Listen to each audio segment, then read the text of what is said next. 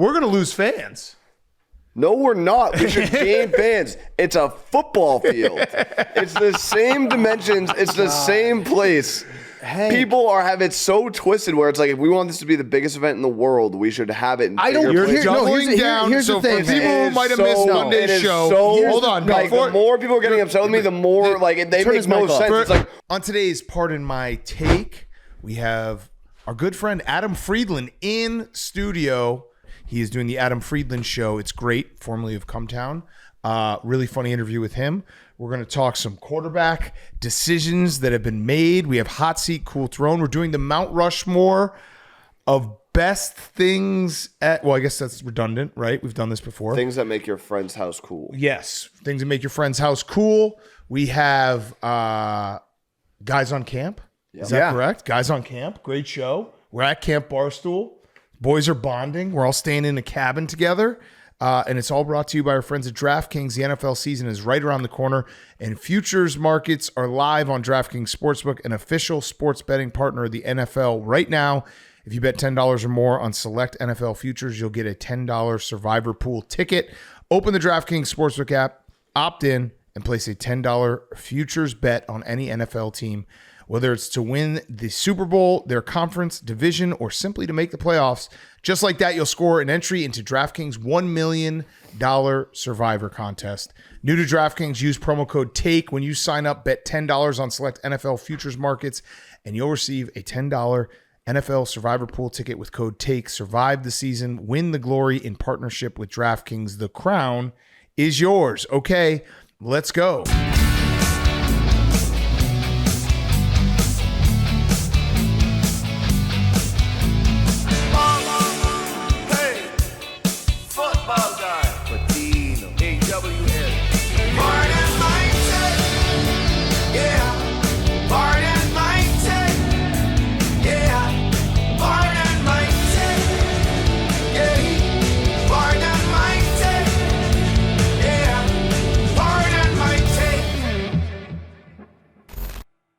Welcome to Pardon My Take, presented by DraftKings. New to DraftKings, use promo code TAKE when you sign up. Bet $10 on select NFL futures market, and you'll receive a $10 NFL Survivor Pool ticket with code TAKE. Survive the season, win the glory in partnership with DraftKings. The crown is yours. Today is Wednesday, August 20th, and we got some quarterbacks, boys. Daniel Jones is back. Indiana Jones. So Daniel Jones has won the QB battle in Indianapolis. That 2014 AFC finalist banner belongs in a museum. Oh man, I feel like Giants fans should make a presentation for the Colts. Yeah, just being like, hey, here's what you're about to experience. So we've noticed it's an experience. So we noticed that you're dealing with acute bout of Daniel Jones as your starting quarterback. You can call me crazy. I think he might be good. Better than you think Daniel Jones. Okay, so here is why he was in the room with Kevin O'Connell. Here's why I'm nervous about Daniel Jones. Well, the obvious, he's Daniel Jones. That would be stating the very obvious. I believe this is a decision made under duress by Shane Steichen because he had is his hand forced. very much on the hot seat. And he basically is in the worst place you want to be as an organization where it's like, I'm going to get fired. I got to find a way to eke out like 6 or 7 wins. And Anthony Richardson has struggled, but he obviously probably has more upside, or at least he's still, people could still sell themselves on Anthony Richardson, but Daniel Jones gives you a higher floor. I think Anthony Richardson might be younger than some of the rookies this year. Yeah. So he's definitely younger than Shador. Yeah. He's still definitely, he's a project. Not completed project. Not even project. Really like, he's a project that you have given consideration to starting. He is an IKEA furniture project that you've laid out all of the tools. You haven't started putting anything together. Like, what the fuck kind of wrench is this? Yeah. Oh shit. Did I you hear that, like the drop of a piece of hardware? You're like, fuck, where'd that go? I lost something. Oh no. You turn to page 2 and you're like, I don't have this piece. Yeah, it's not here. Throwing with touch, I don't have this piece. Well, Daniel Jones would be a project that you reach the end of, and you're like, he's like fully baked. Oh, this is and ugly. then you've got 90 pieces left. Yeah. That you didn't use when you constructed it, and you're like, this is going to break. And you're also like, this is not looking what it looked like in the showroom. Not at all. Like I thought I bought one thing. Yeah. It's basically seeing a commercial for a cheeseburger and then getting it at a drive-through. I went to, I purchased a Manning. I thought I got a Manning, and it's a Simeon. Yeah. What just happened here?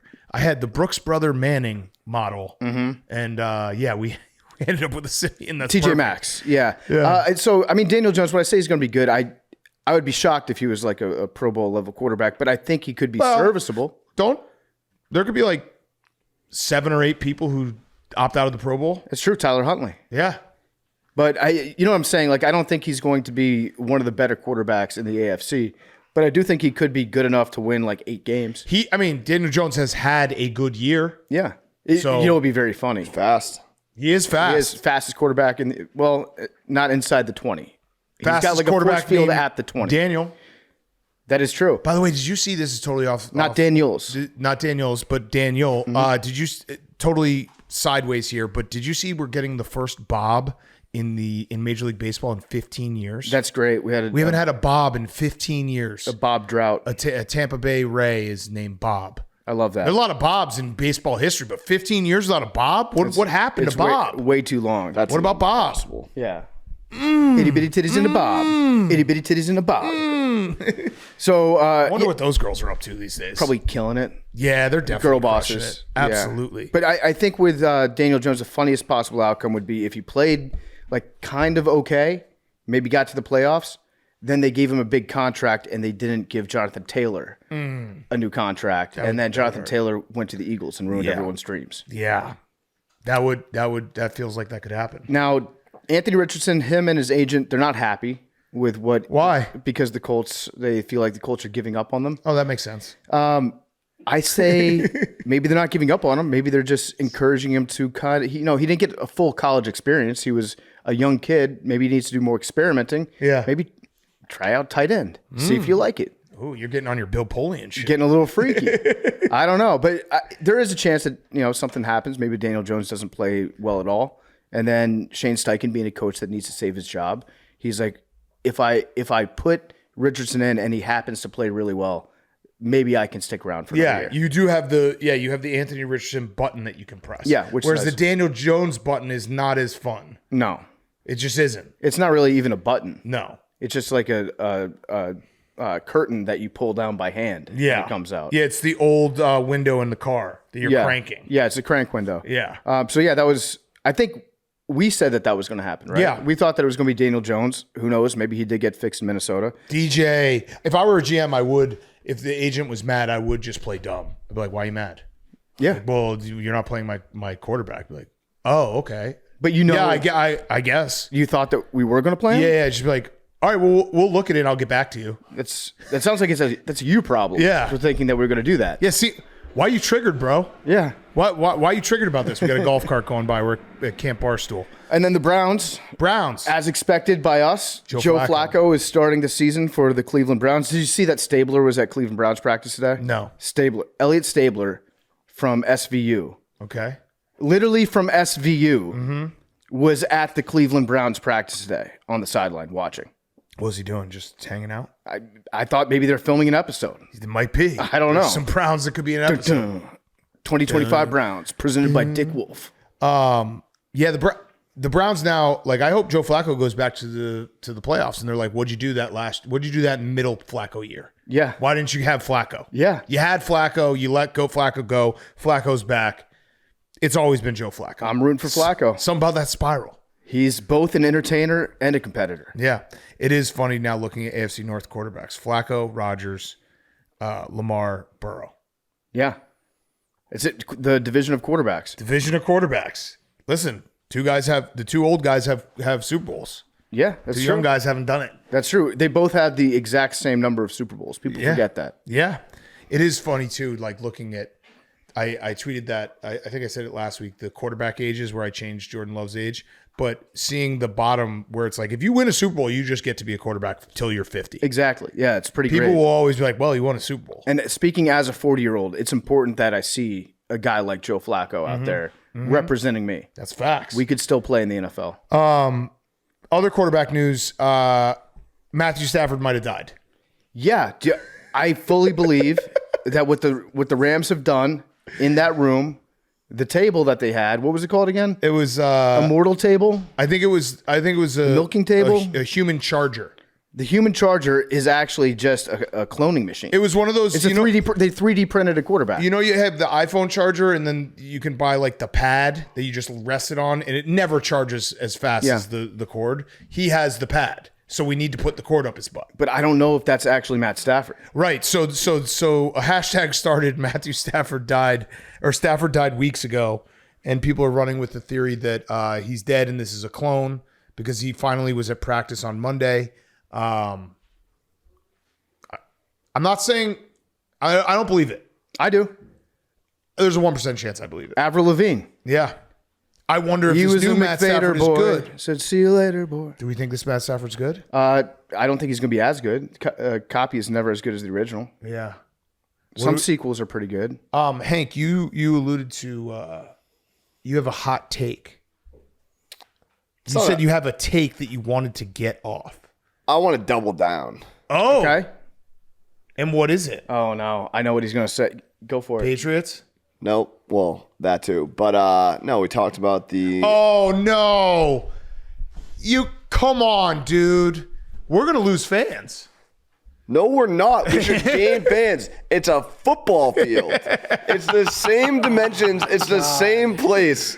Hey. People have it so twisted where it's like, if we want this to be the biggest event in the world, we should have it in I don't- bigger You're places. Doubling down. here's the So thing. for people who might have missed Monday's it is show, so- hold on. Like, the more people are getting upset with me, the more like they Turn make his no mic off. sense. It's like, play football Mute in him. America. Take It's a points fucking away. football Take field. points away. I'm on his side. It's a football Take points field. away. All right. It's a All football right. For people field. who missed Monday's show, Hank There's no difference. thinks that we should have a Super Bowl in London. I didn't really care when I said it, but then the reaction really that made me. That's a great sign of maturity. To not actually believe your take, but then when people get mad at you, you're like, Well, I was fuck like, it. I said, Also, I'm down. how was the reaction? I said to suck my dick from the back. And then you went online and you're like, oh, people don't like this. Well, yeah, but you guys say that to anything. I said, No. you always poo-poo. Are you French now? Hank, listen, the Super Bowl is played in America. It's played on a football field. It's in America. Not on a soccer field. Exactly. it's Boom, played point us. on a No, they can football bring in field. football fields. Turf master. Oh, yeah, those always work. Shout out to one guy who, like, maybe 12 hours after the show came out on Monday, tweeted me so confidently, being like, what don't you understand? They'll play the game at 6 p.m. like Eastern time. It will just be 1 p.m. In London. No, it won't. No, it won't. It's going to be other way, bro. It's going to be 11 o'clock at night. It's hard. It's going They're to be not playing a game at midnight. It's going to be 11 o'clock at night, which is going to suck. Everyone's clock is going to be screwed up that's associated with the game, that's playing in the game. The Super Bowl is played Don't roll your in eyes. America. He's rolling your eyes. By His eyes. American teams. It belongs in America. It does not belong over. It does not belong you can't even overseas speak. Your take because you're is making so me wrong. so mad, Hank. Because your take is so wildly incorrect. That what has Europe ever done? Why do What they have has football games there in the first place? What has Europe done to deserve? Why do they the have Super football Bowl? games there in the Answer first me place? this. Why do we Riddle play me a game in this. Brazil? Riddle me that. Why do we play games in Because London? he's trying to Why do get we play all games the in Germany? fans, dude, in the Exactly. regular season. You know what? Exactly. You know what? You either die one of the Brady Four, or you live long enough to become a Goodell. And Hank, He's a Goodell. You've become a Goodell. You're a corporate Hank. Yeah. Corporate Hank. Put a suit on for, This is sad. for I do Friday's have a show. desk again. Hank, you do have a desk again. That was actually jarring to see. Hank hasn't had a desk in like a year and a half. And I just walked by yesterday and was like, what the fuck are you doing? You're sitting in a chair? He's like, yeah, I got a desk. Hank, the Super Bowl, I would say. Played on a football field. I would make the argument the Super Bowl is the most important thing we do as a country. We create the Super Bowl every year. We have a season, a football season that creates the Super Bowl. To give that to another country is disgusting. I'm disgusted with you. I want to puke on you. Listen, I know it's good. You guys get pro America, like you pander. It's not even that's pro-America, fine. bro. It's kind of pro-American. But it's more just It's like better for the sport. It's better for the show. What? It's better for us. It's All right, better for everyone. Hank, why the fuck don't we play the Masters in England? Because they don't have Let's just play the Augusta. Masters. No, let's They don't- let's play the Masters That is in the England. literally worst example you No, could it's have not. possibly They don't it's have not. football You could have fields. said No, it's not. You could have said the U.S. Open because that's played at a different venue every year. The Masters played. You'd at want one the venue U.S. every Open year. to be played in England? Well, no, they have the Open. Okay. Well, they have Week 8, Jaguars versus Titans. Hank, what about the Final Four? Would you like to see that overseas too? Yeah, you probably would, you sick pervert. No, they don't have colleges in Oh. They don't have colleges They don't have overseas. NFL teams there. but they have NFL games there. They don't play college Okay, games. they play college games They sure do. abroad. Do they? Yeah, for sure. They played on the aircraft carrier. Yeah. International waters, bro. They don't have colleges in Europe is one of the best takes Hank, I've you ever actually- heard. They're think that. universities. You actually They're think unis. that. I don't even. Zach. I could see how it could open up to more fans. Yep. Zach, get on here. Yeah. Show. All right, PFT, Yeah. let's quit. Let's quit. Yeah. You and I walk Start a out. new podcast. Let's walk out. We're done with you guys. Pardon my America. Hank, listen, it's okay to take It's pride the in your same country. fucking game. You're gonna watch it the same way. You're gonna enjoy it the same way. It's not. Here's why it's not. It is. No, it's not because It is. because time zones. Because then all of a Oh my sudden, because God. all of a sudden, travel becomes a real issue for the Correct. Super Bowl.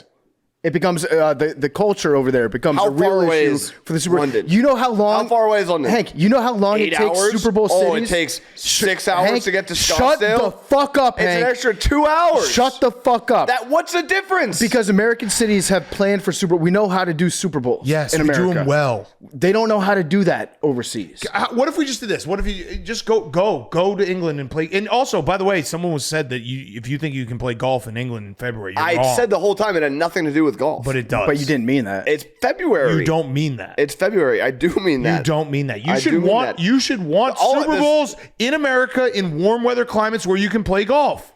That would be selfish of me, and I'm not selfish. I care about the show. I care about growing the show. I care about growing the beautiful game of football, which we all love. I heard from a bunch of AWLs over in England saying, "Fuck Hank, keep it in America." Yep, I heard the same thing. Yeah. PFT said "Pardon my America," which is actually like anti-America. Yep. That's like what like a lib would say to someone who's like very anti-America. Shut up, Max. So yeah, Max, you don't want the Super Bowl overseas either. No, I do. I think it'd be fun. No, you wouldn't know what time to put the show out. No, You're still trying to figure out what time the I show know, would and then come I out. figured out I would have more time to put out the show. That's How good. much is Goodell paying you guys? Seriously, because I this mean, is just a there's corporate one person you don't have shit. to worry about Goodell paying. It's this guy right I thought here. so. I Yeah. thought that until this whole weird thing you're doing. Maybe you know what, PFT?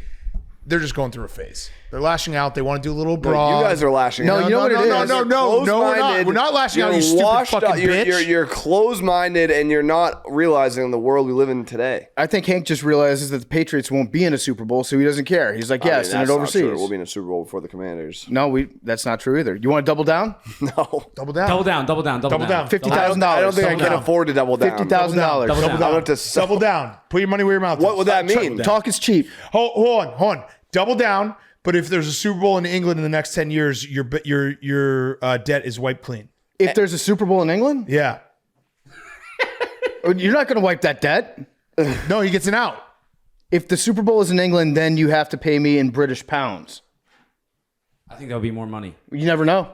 Well, that's actually very anti-American You of never you. know. Yeah. Max. What, you, Brexit, do you not Max. believe in our dollar? For not Brexit. believing You don't believe in our dollar? in the U.S. I don't dollar. understand currency. Brexit. Yeah. Max always thinks that the pounds are way higher than you thought they'd be. Looking at the scale, buddy. Zach, what did you think about that one? I think everybody's weights fluctuate. Everybody's weight fluctuates. Zach is just not in this conversation. He's just sitting here like a neutral observer. Okay. like What? LeBron. What, Max? I have nothing to say. Okay, that's what I thought. The field will look the same. No, it won't. It won't. It Soccer always field. is raining there, dude. They have domes. No, they don't. I think they do. You know what? You know what won't be the same? They won't serve beer. They don't serve beer during soccer games. Yeah. They did serve beer at a football game. When I Shut the went. fuck up, Max. I'm the only one who's been to a football game in London in this room. So Would you want the Super Bowl there? Did they have a dome? it was fun. I would like to go back. Yeah. Was it in a dome? It was not in the dome. Yeah, they don't have domes. Listen, I don't think Retractable roofs. domes. I think Throw a domes tarp is- on the roof. if you want to play, Commanders, Dolphins in Madrid during the regular season, that's fine. Go have What at is it. the Go have point fun. of doing Have that? at it. No one cares. Yeah, that's Like a fine. Super Bowl in Madrid would be awesome too. No, it wouldn't. Italy? You just never want the Super Bowl in America again. I don't care. It's a neutral site every year. You want it in China? China. No, that'd be too fun. yeah, you do. You do. You want it in Australia? China? Australia No. would be sick. No.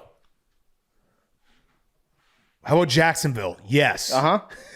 That sounds good. Jacksonville's basically a different country. No, Yeah. Jacksonville is the Australia of the United States. Yeah. Yeah. Exactly. We did Snakes that'll kill you. Everyone there is a convict. we did an abroad Super Bowl last year in New Orleans. Yeah. It's just French as fuck. I like New Orleans. Yeah, I do too. That's what I'm saying. It's a different country. Also, you ever thought about this? The fans, Hank. Yep. This is the other point that also is just people are full of shit.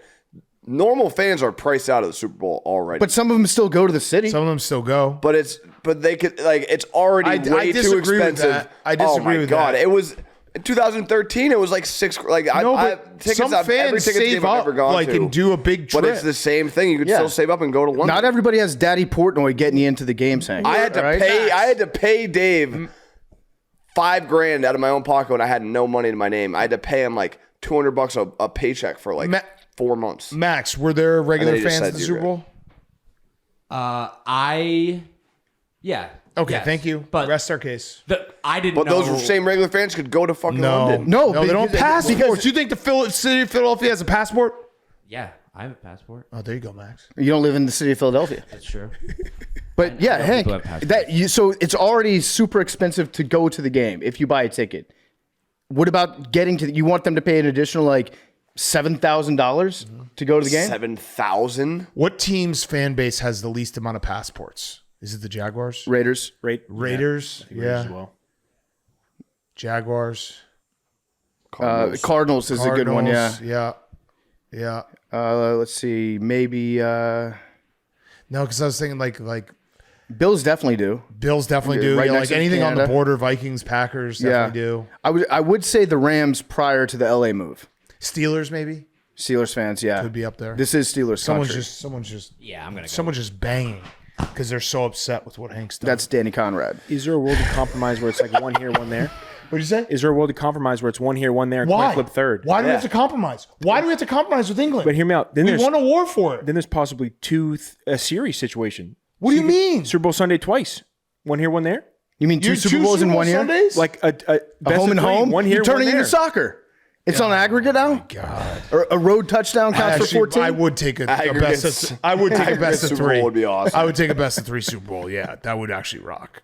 In aggregate, yeah, or in aggregate, that would actually rock. I You don't like get an extra football. I just don't like the idea. Listen, you might call me too patriotic. I'll wear that. I'll say Closed-minded. correct. Yeah, Same. whatever you want Fine. to call me. I Close my think mind. that Ignorant. the Super Bowl Fine. should be in America. At least we're not fucking pussy bitches that just suck off Roger Goodell. I mean, I literally got arrested in Long time ago. headquarters. Yeah. Long time ago. All right, what else do we have? That was good. Good. I think we think covered everything. We might have gotten to Supreme Debate there. Yeah, we did. Feelings could have gotten hurt. Well, I think we that all was- got in a trust I tree. appreciate Zach having my back there. That was the first time. I got one more news story Okay. before we get to the rest of the show. It's just BYU's new starting quarterback. Yes. So they named a true freshman their starting quarterback. He wears number 47. Ew. Okay. He better be running people over. Like this better be a Taysom Hill. Like Like the 40 set? No, different number. what? Never mind. 41. I don't know if that was the TikTok number. All right, so this guy's a true freshman. He's going to wear 47. I'll say this: I'm going to hate it, but if he's good, it's going to be awesome. It's going to be he's great. not gonna be good. As a college quarterback. NFL, it's not going to work. His name is Bear. Bear? Bear. His name's Bear Bachmeier. Oh, wait. He's Hank's younger brother? Well, all right. I'm out. Wait. No, I've already been Big hurt enough by this guy. I You can't be hurt by this family anymore. you ruined the setup. Why? His name's Bear Bachmeier. His older brother is named Tiger Bachmeier. Okay. And then their oldest brother is Hank Bachmeier. Can't do it. But I was just thinking about the parents when they have their firstborn child. They had to be thinking like, we're going to name them like Tiger and Bear and shit. And then the baby comes out and they're like, not this one. I can't. This one's a Hank. I'm sorry I cut you off, but That's probably his government name. The last name is triggering to me. Is Yeah. Hank Bachmeier still in college? I'm sure he is. He's gonna. No, he's not. I'm gonna bet a game on a Saturday. He's definitely not. Turn it on, and they're gonna be like Hank Bachmeier drops back to I pass. think that was too long ago. I don't think his brother's he still was- in college. There's also probably a family like it's named after. Tiger is still in college.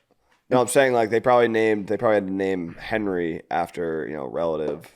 Keep the name in the family, and then they were just like fuck it. I just think they met the first baby and they're like, nah, this is probably a soccer fan. We're gonna name him Hank. And then second one, yeah, Tiger. Tiger is now at Stanford, I believe, which is pretty cool. The most famous guy named Tiger to ever go to Stanford. I'm checking Hank Bachmeier eligibility. I think This he's is real name included in Travis. 2024. Okay, he's done. I believe so. He's done. We're done. He played 2019 through 2024. He played a lot of college. But I think football. I think he's a true freshman, so he's probably also the youngest starting quarterback in BYU history. I'm going to give Bear one chance. Yeah. I'm going to bet on 47's a Bear. bad start. You can't big guy. You put hard-earned money on a team, and you see a quarterback coming out wearing number 47. You don't like 47? I like it. It's a great brand. Yeah, you're right. It's on Good the side point. of our hats right now. It's a great brand, great hats. Terrible number for a quarterback. By the way, speaking of college football, congratulations to Auburn Tigers. Oh, that was going to be my. Oh, sorry. Yeah. We can get to it then. All right. Well, then let's do it. Let's get to our hot seat, cool throne because we got more stuff to talk about, and then we'll do our Mount Rushmore. Hot seat, cool throne is brought to you by Game Time. Can someone look up a game for me this week? Hank's got it. There's nothing like getting to a baseball game, especially last minute. Lucky for me, I always use Game Time, the official ticketing partner of Barstool Sports. Game Time makes getting tickets faster and easier. Price on the app actually go down the closer it gets to showtime. We're looking at tickets for, what do you got? What do you got? Hold on. Okay. I love Game Time, though. I just used Game Time last week. I bought tickets to Commanders Chiefs. I used Game Time yesterday. Yeah. Game got rained out, but I used it. Great app. Yeah, great app. When you use Game Time, you can put those savings back in your pocket and spend them at the ballpark on a hot dog, a new hat, or some good old-fashioned Cracker Jack. Take the guesswork out of buying tickets with Game Time. Download the Game Time app, create an account, use code PMT for $20 off your first purchase. Terms apply. Again, create an account and redeem code PMT for $20 off. Download the Game Time app today. What time is it? Game time, Hank? Go to a Chicago Stars game. Okay. This Friday, the Courage at the Chicago Stars, $19. Love You that. love the Stars. Love that. Okay, so use Game Time and redeem code PMT for $20 off. We're also brought to you by Mountain Dew. That's why we're here. Nothing says summer like camp, like softball, like lake games, like Mountain Dew. And nothing goes better with all those activities and hanging with your friends and the refreshing citrusy kick of Mountain Dew. New cans, nostalgia. I'm gonna take one right now. I'll take one right now too. I've been having Dew all day. So delicious. Camp day one been great. Softball Awesome time. contentious but fun. Max, any thoughts on softball while we're talking about Mountain Dew?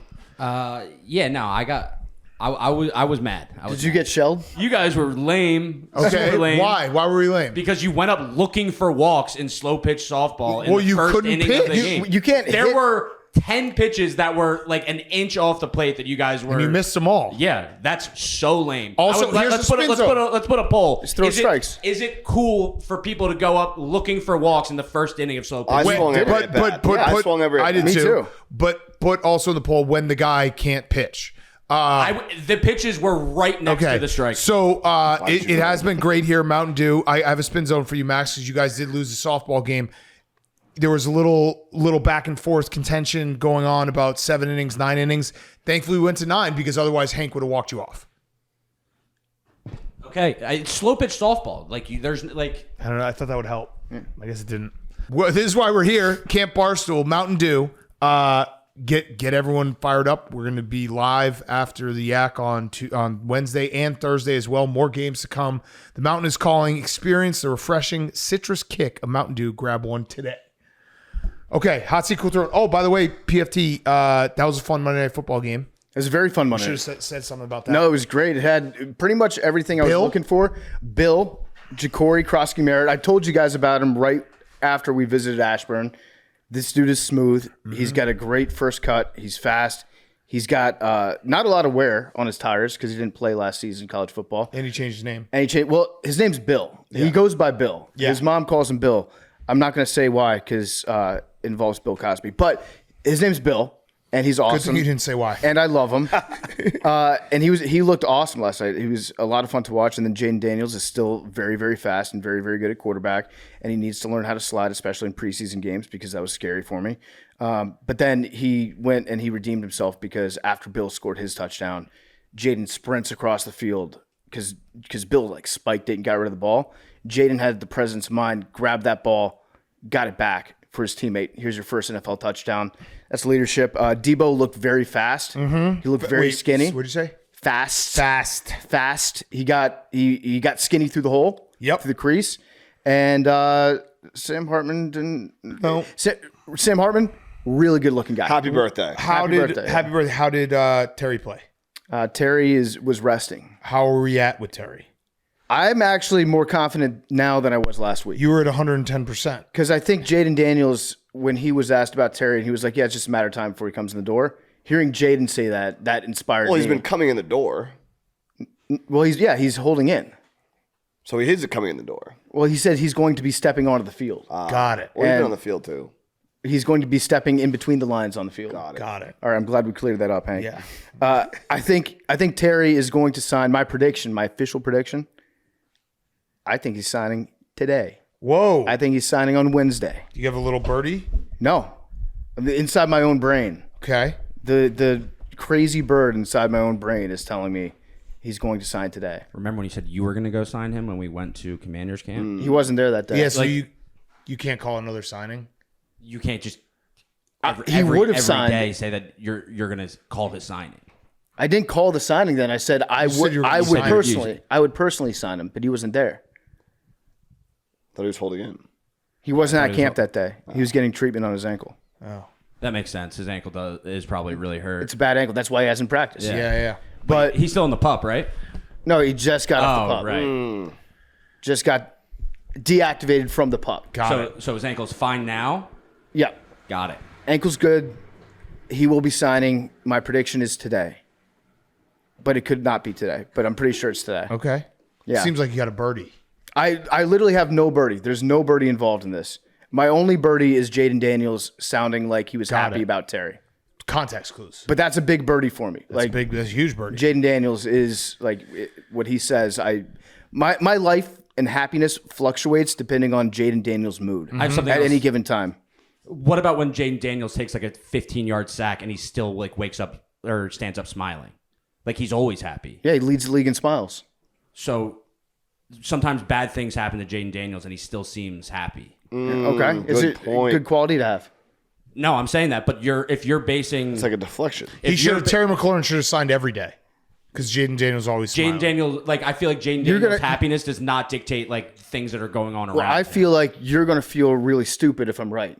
Well, I've been on your side. I think Terry McLaurin will sign with the Washington Commanders. I think he will. And no, there's no birdie. I have no inside information. This is mostly me just wish casting and hoping against hope that works that's too. going to get done because I don't want to think about going to the season without Terry because that makes me very sad. But would make me very happy is if he signed today and then I'd be happy and then I wouldn't have to hear Max. So that is literally why I'm predicting that he's going to sign today. I on like Wednesday. that. I like that. All right, Hank, your hot seat, cool throne. My hot seat is LeBron James. Oh, It's been in the offseason. You know, he's old. He probably should be taking more time to get ready and prepared and get his body ready. And he's just spent the whole summer golfing. wow. He's just not locked in. He's not focused on. We're golf shaming now. The task at hand. Wow. Well, I think it's important. I think it's like something, that's something for when you're retired. But, in the summer, in the off season, there is no off season in his industry. What about ours?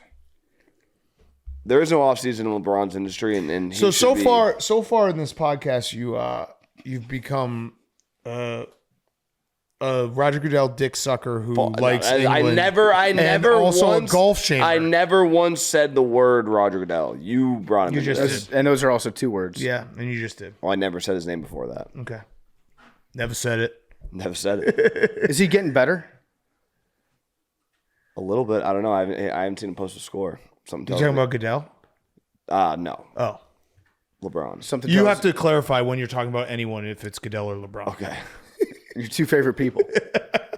LeBron screams, "Put me down as a par guy," though. Oh, okay. We're really golf shaming. Oh no. Okay. And then your cool throne? My cool throne is Justin Herbert. Here, there's a handicap. Yeah. They started limping. Yeah. Cool throne is Justin Herbert. Madison Beer. Do you guys know who that is? Yeah. He was on set like holding hands with her at our music video shoot. That's QB1 activity. I agree. I think this is actually Justin Herbert's breakout season. Yeah. Yeah. I Like like getting this. the hot girlfriend. He's arrived. So what's tell me about Madison Beer, because aside from having a great name, is she a That's talented literally artist? my college. Yeah, no, it literally experience. It literally translates Yeah, to that's what I went to college for. it literally means spotted cow. Yeah. I would say her player comp would be Megan Fox. in Oh, that's a good Transformers. player comp. Yeah. But Madison Beer is an artiste. She is a musical artiste, Twitch artiste. What's right, her- Zach? Yes, well, Twitch artiste, music artiste, socialite artiste kind of situation as well. Yeah. She now, goes out, if does they photo shoots. I'm just gonna go rapid reaction image search Madison Beer. okay, Yeah. Yeah. guy loves beer. Yep. Tale as old as time. Yep. So good for Justin Herbert. Looks like a very nice lady. Good for him. Good for him. So he's probably going to be happy. Yeah. Maybe a little tired. Maybe his wrist will be a little sore. No. No, his wrist won't be His wrist sore. will be fine. His wrist will be okay. Yeah. I guess probably less sore than normal. Yeah. It's when you break up. That's when you're like, this guy His like fingers might be sore. IR finger sore. Tongue. He might not be able to call out the plays. Yeah. Could be. Could have a problem. Yeah. Okay, good hot seat, cool throne, Hank. Thanks. PFT, what do you Great got? job, Hank. My hot seat today is going to be time. Putting time on the hot seat. Max had a tough time with time on did. Monday's part of my take, and it might be a Philly thing. Yeah. Because John Kruk, during the Phillies broadcast last night, recurring guest of the show, we love John Kruk, he brought up an interesting point that broke a lot of people's brains. He asked the question, how did the person who invented the clock know what time it was? Think No about that. fucking idea. No idea. That guy just said what time it was, and we just all go off that now. This shit is like thinking about the about space, or the universe. Hank looks confused. Is the answer not the sun? Yeah, but what? But Does he's the just sun like, tell you oh, what it's time it is? overhead, so it's noon. Why did you decide 12? Because he realized it took 12 hours or 24 hours to come back up. Yeah, but how did he Divided by know 12. in that moment? How did he know? Oh, it's 9:30 right now. Yeah, how did you know it was 24 hours when you didn't know time Or how long an hour was. or how long an hour is? I get it. Yeah, no, I get it. No, There we no, go. I'm done. There we I'm go. done. I'm done. Yeah. I'm checked out. Tap me out. See, see how it happens. Yeah. Pretty crazy. Just a couple follow-ups. My theory is that it was a guy that was in England, and they think the world No. revolves around them. Fucking And so the guy in England was like, I'm going to declare that now is 9 a.m. and the rest of the world has to abide by my declaration because I'm British, that it's 9 a.m. and now everyone has to follow that. Yeah, and if they ever decided, fuck, I spilled my Mountain Dew. If they ever have to decide to do a Super Bowl here, everyone in America will have to watch it at noon. Yep. And So that's it's minor spill. that's the story of the clock. Minor spill. That's the story of the clock. He also said on the broadcast if he ever becomes vegan, he wants to be punched directly in the face. Oh, did he? John Kruk is He's like the- he's the best. He's the best. We need more John Kruks and less Henry Lockwoods. Agreed. Yeah, make Fathers, make America great again with more raise your John sons to become John Crux. Kruk, not a Henry Lockwood. And then my cool throne was Auburn football. Congratulations to Auburn football. Great work, memes. Auburn football they won 4 national championships today. In football. Hold on. These are just moving it around. What is this? What are these? We just made it wetter a lot more of the area. What you're doing moist towelette? Lynn's wipe. I had it in the pocket. I was thinking it would work. Oh, okay. Auburn football. They won 4 national titles today. Okay. World record. They've won 4 before the season started. So they updated their official national titles. They added a championship in 1910 when they probably played against like Alabama Community Catholic College The 4 YMCA, times. yeah. 1914 when the world was at war. 1958, and then most notably they added 2004. Oh. They're claiming a national championship for 2004. That I believe was the Jason Campbell, Cadillac Williams, Ronnie Brown Auburn Tigers team. They finished the season undefeated, but they didn't get invited to the national championship game. So they just said, fuck it, we're national championship. I think they beat Virginia Tech that year, if I remember. So in 1914, Big T looked this up. In 1914, the Tigers finished second place in the Southern Athletic Association. They didn't even finish in first place in their own conference. They're claiming that as a title. In 1958, Auburn finished second in the SEC. Undefeated LSU won the national championship.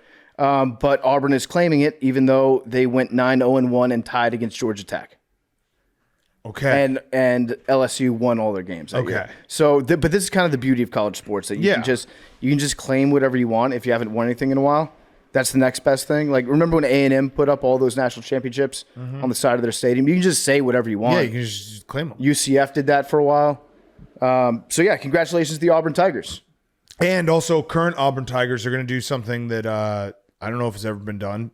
So they have 3 different quarterbacks going into week 1, which that's probably been done.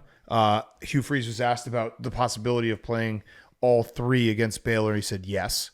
To that question. I love that. And then they also have 3 different play callers. So they have 9 different combinations of play caller QB. This is how they get ahead of the Connor Stallions of the world. Yeah. What is it? 3? What's the thing? 3 The times 3 permutation? times 3? Yeah. No, what do you So what do you call 9 it? times 3, 20. What's the 27? exclamation point? The permutation? 3? I think they have 27 different possibilities of play callers. Yeah. I might have screwed that Or no, up. 9. I thought it was 3 times 3 times 3. PEMDAS? No, because it's 3 times 3. There's only 3 play callers, 3 QBs. We're not a math podcast. No, we're not. Yeah, you're right. We're not a math podcast. You're right. You're right. Yeah. When you're right, you're but right. is it what's the permutation? I think it's permutations. When you just what? Factorial. There you go, Shane. Shane from Factorial way from downtown. Shane. Shane from the back of the bus. Where's Backdoor Jack. yeah, where's Backdoor Jack? No, it's Jack from the back. Jack from the Where's Jack from the back? It's a great name. Where's Jack from the back? We know where Jack from the back is. Is he in the back? Yeah, he's in the back. Is he Okay. coming from the back right now? All right. I thought his name should have been Wipe from the back. Because his name's Wiper. Yeah, would have been better. Oh, yeah. All right, my hot seat is anyone who is on Tommy Pham's shit list because he's in it again. Tommy Pham bat flipped a walk the other night. Okay. Tommy Pham is a badass. He obviously fights everyone. Remember, what was it? I think it was last year. He did a press conference. It was last year or the year before, where I'll play it real quick. This was him talking about why he does all the fighting in the off season. You know, so I'll never start anything, but I'll be prepared to finish it. There's a reason why, you know, I do all kinds of fighting in the off season because I'm prepared to fuck somebody up. So you can take it as what it is. Yeah, that's Tommy Pham. Tommy Pham also Looking for it. remember Tommy Pham's been stabbed twice in his life. I think it was one time was in 2020 at a outside of a strip club, and the other time was actually by his stepfather. Oh, my God. Because if you read Tommy Pham's Wikipedia, I believe it says that when his mom remarried when he was 5, he never got along with his stepfather. They were always at odds, and then he ended up stabbing him when he was his stepfather stabbed Tommy Pham in a fight. Yikes. That's not chill. Yeah, Tommy Pham is he's a badass, but he's mad again. Okay. So he's ready to go after Steer anyone. clear. Yeah, I do not want any problems with Tommy Pham. no smoke. No smoke. My cool throne is Bowling Green football because they have an official mascot, Pudge the Cat. Oh, yeah, yeah. Pudge the Cat also has a jersey. Bowling Green has Pudge the Cat in their locker room. This is worth. I mean, these are vibes. This is a vibes thing. It is a good. It's if you're gonna like think about live mascot cats, this has got to be right up there with Mike the Tiger. Yeah, he's Pudge the Cat just sleeps in a locker, and he's like kind of a fat cat. What kind of cat is that? He looks like it's not Siamese, but it kind of Conjoined? Look at that. Oh, okay. Oh, yeah. whatever that is. That's great. I'm not a big cat. Kind of looks like it's having an guy. allergic reaction to something. Yeah. a Hey, cute what's cat. the? I got a question because it's just on this Pudge the Cat video. What's the genesis of the Nothing Beats a Jet 2 holiday? It's just a That's from TikTok Love sound. Island. Oh, it's just a TikTok sound. Yeah, just a TikTok sound. It's from Love It's a Island. commercial. It's a meme. It's a meme. It's a People meme. will like show. Nothing big. I think it started as like a shitty vacation. Someone would play that sound. Got Be it. Like something insane. Maybe if you see like a homeless person like outside your hotel. Be Got like, it. Nothing beats a Jet 2 holiday. Got it. I think I. Also on my cool throne is Tulane football because they had 10,880 meatballs during fall camp. Love that. That's awesome. The fact that they They kept tracked track it as of it, well. like the Uncrustables. Yeah. Yeah. 10,880 meatballs. Max, that should be your team. I know. I like that. I got tagged in that a million times. Love Hell it. yes. All right, Zach. My hot seat today. Me along with other Buccaneers fans. We've talked about this before on the show. So Desmond Watson is running out of time to lose the weight. I don't know if you guys saw the video from today where he's playing with like the practice equipment. Yeah. It's like kind of shadow boxing on the sideline. Yeah. Final roster, I think, for 53-man rosters are August 26th. He can join, I think it's he can join a what's the word? I'm missing the word. Practice squad. Reserve list for 21 days to try to get the weight off. Oh. It won't take a roster spot, but they don't have to pay him. Where was he drafted? What round? Was he drafted? Undrafted. I think it was undrafted. Undrafted. Yeah. My What's the question is plan? why was he able to play at Florida but not at Tampa? And also, what is the Bucks' plan? Like, why wouldn't you? Like, he's fat. Dude's fat. He's not going to lose the weight. Why wouldn't you at least see what he has? Yeah. I think playing football is a good way to lose the weight. So I don't know why he's just playing with the equipment on the sideline. It was a tough video to see, and I just want to see if he can get the weight off because now I'm invested. Yeah, I'm rooting for like, the guy. I am, but like he was playing at Florida, right? He was a consistent football player there. What about that did they see at the NFL level and they're like, we're not even going to let him practice? Maybe it's like an insurance thing or like a liability. Like if the doctors say we really can't clear you, then they can't let him play. But Yeah, it's weird. Okay. So I would have him in the hot seat. Yeah. Hopefully he can get it off. Yeah, we're rooting for him. Quick cool thrown is you guys familiar with the video game Fortnite? Everyone let a game Fortnite. Kai Cenat got an icon skin, which is themselves in the game, and he was able to launch that icon skin on the Sphere in Las Vegas, Whoa, Wow. which I thought was pretty awesome. that is pretty cool. That's awesome. Hey, you guys want to feel old real quick? I just did. I did. Yeah, that. But the Castellanos home run was 5 years ago. Oh no. Isn't that crazy? That is wild. When I saw that, I was like, "What?" 5 years ago today? It was 5 years ago yesterday. Wow. Memes got to the airport this morning and he just looks at me and goes, "Happy Tom Brenneman Day for all who celebrate." Oh, so it's today. It's today. Yesterday, but today. Is it today? Today's Wednesday. Today, right now, as we're sitting here. Yes, it's today. Oh, well, happy holidays. Happy man. holidays. Happy Memes. holidays. Yeah, we should have celebrated. We should have gotten you a cake that just said that word. No, just get him a cake shaped like a Stanley Cup.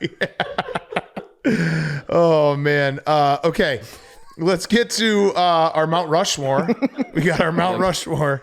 We're gonna do the Mount Rushmore of what is it again?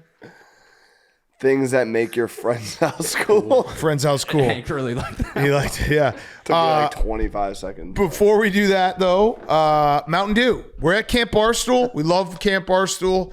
Thank you to Mountain Dew for getting us out here. We played softball today. We played Jerry's Eggs. Jerry O'Connell is hosting Camp Barstool this year. It's been wild. Me and PFT had a tennis match that was basically Wimbledon 2.0. Really? It was Center Alcatraz. How were you guys serving? My serve was dialed in at the start. It fell off a little bit at the end. Hank was making me run. His drop. Hank would hit every shot. He would hit back to me. He would say, "Drop shot," and then it would like land like 30 feet back on the court. Every love shot was that. a drop shot for him, but it was a battle. I love that. So yeah, and guess what goes great with playing tennis, being at summer camp? It's Mountain Dew. Hanging with your friends, having the refreshing citrusy kick of Mountain Dew. We have on Wednesday, as you're listening to this, we're going to have water activities. We're going to do some swimming, kayaking, synchronized swimming, Volleyball. blob. It all goes well with the Mountain Dew. The Mountain Dew is calling. The mountain is calling. Experience the refreshing citrus kick of Mountain Dew. Grab one today. We love Mountain Dew. Cheers. Are you drinking one? Cheers. Would you like to drink one? Oh, so good. Oh, cheers. Okay. Mount Rushmore. Who's up first? Is it Max and Memes? And then we're second? We're up. We got 5 left. I mean, Left. me and PFT are cooked. Well, we're 2 back of second place, So you're not it's not cooked over. at all. That's one. That's Yeah, a We first could, and a. we could tie second place after this episode. Yeah, right. So far from It's between us two. It's between you guys and us. I mean, You we guys got to need- finish strong. Yeah. We got, If Big Cat and Zach go last every time, yeah, we're screwed. Yeah. there's a chance. Be a real shame. Okay. Who's up? We're up. We are going to go with. How should we? We'll just say with the best snacks. The best Okay. snacks. Good snack house. Best Yeah, snacks. Good snack house. What would you define as a good snack house? Mountain Dew for sure. Doritos was a big one. Zebra cakes. Yeah. Tasty cakes for the people in Philly. Nutter butter. Gushers. Gushers. What were the Dunkaroos. Cosmic Dunkaroos. brownies? Yeah. Oh, the big barrel of cheese balls. What are the oatmeal pies? Oh, Cream pie. Cream Bang pie. left. Love a cream Okay. pie. Everyone knew the house that had the good snacks. Yeah. And that was always a great house to go to. When you walk into the You kind of had to pantry- like sneak in to get them sometimes. Yeah. Like they had the snacks there, Yeah. but like you had to like be a time. little bit. They usually had like good breakfast cereal, like sugary breakfast cereal that you weren't allowed to have. Yep. Chocolate milk. Okay. All right. Well, that was R11 as well. So we will go with number 6. We can have 6. Yeah. The kid who had the newest video games. Video game On the console. list. Newest video game lists are console. gonna be sick. I just remember like when my friend got N64 and it was just like lived at his house. It was the best because if you weren't allowed to get video games as a kid, you always had to know someone who had them, and they got to play them all the time. Yep. And they usually had like 2 or 3 consoles. Question: does this still happen though? I feel like everybody just has every game now. No. I like Okay. didn't even have video games in my house, so I need any of my neighbors had video games. Yeah. I just lived there, which was I smart. still think it happens if you're smart like move 10 by my years parents old. because I was never home. That was just a question. I just Yeah, no, don't know. like if you're like Not a bad call. my kids don't have video games yet, but I think some of their friends do. I also think a good iteration of what is like if your parents wouldn't let you play the super violent games and your friends would. Like that was big for me. There were games that I wasn't allowed to play. How about when you go over to your friend's house and since you're not there all the time, all you want to do is play their awesome video game, and they're sick of their video game, Or they give play you it the all bad time. controller. Yeah, but like The bad joystick on N64 was the worst. I remember going over to a friend's house, be like, "Let's play GoldenEye," and him being like, "Dude, I'm so sick of that game." Yeah. I was like, "How can you be sick of it? We never play it." He's Yeah. like, "Dude, I play it every day." Yeah. Yeah, like I don't want to play this anymore. Like, but dude, let me play. Yeah. Okay. That's why I'm here. You guys have 2 picks? Hank's got the ball. What does that sound? We're just gonna, what do they call it? I formation, run the ball. We're gonna go with a pool, Okay. Yep, I was hoping that was yeah. Pool house is great. and in that same vein, we're gonna go with a trampoline. Yep. Okay. Trampoline, Good picks, good Hank. pick. Good picks. Good picks. Good picks. Okay. I did have a trampoline growing up. And shout out, we had, my dad built like a basketball hoop, but hung it on a tree, so it was like harder to dunk. Mm-hmm. So it was like we were playing like intense trampoline basketball games. That's why I often said I never made it to the NBA. What are we doing here, Zach? Spent all What my do you time think on the train. about 17 or 19? I like 17. I think we maybe go you like 3 here? 3 is good. What about Go 4? 3 and then come back for the 17? 5? Okay. Yeah, because it probably was. There's a good chance. We could take 4 awesome snacks. What about 2, Zach? That No, was cool. can't do it. So yeah, that's also 7? okay. The friend's house who you could watch R-rated movies and TV shows. Yep. That That was was a good one. awesome. Yep. Also, usually the friend that had Cinemax. Yep. And also normally was the friend that later in life their parents let them drink.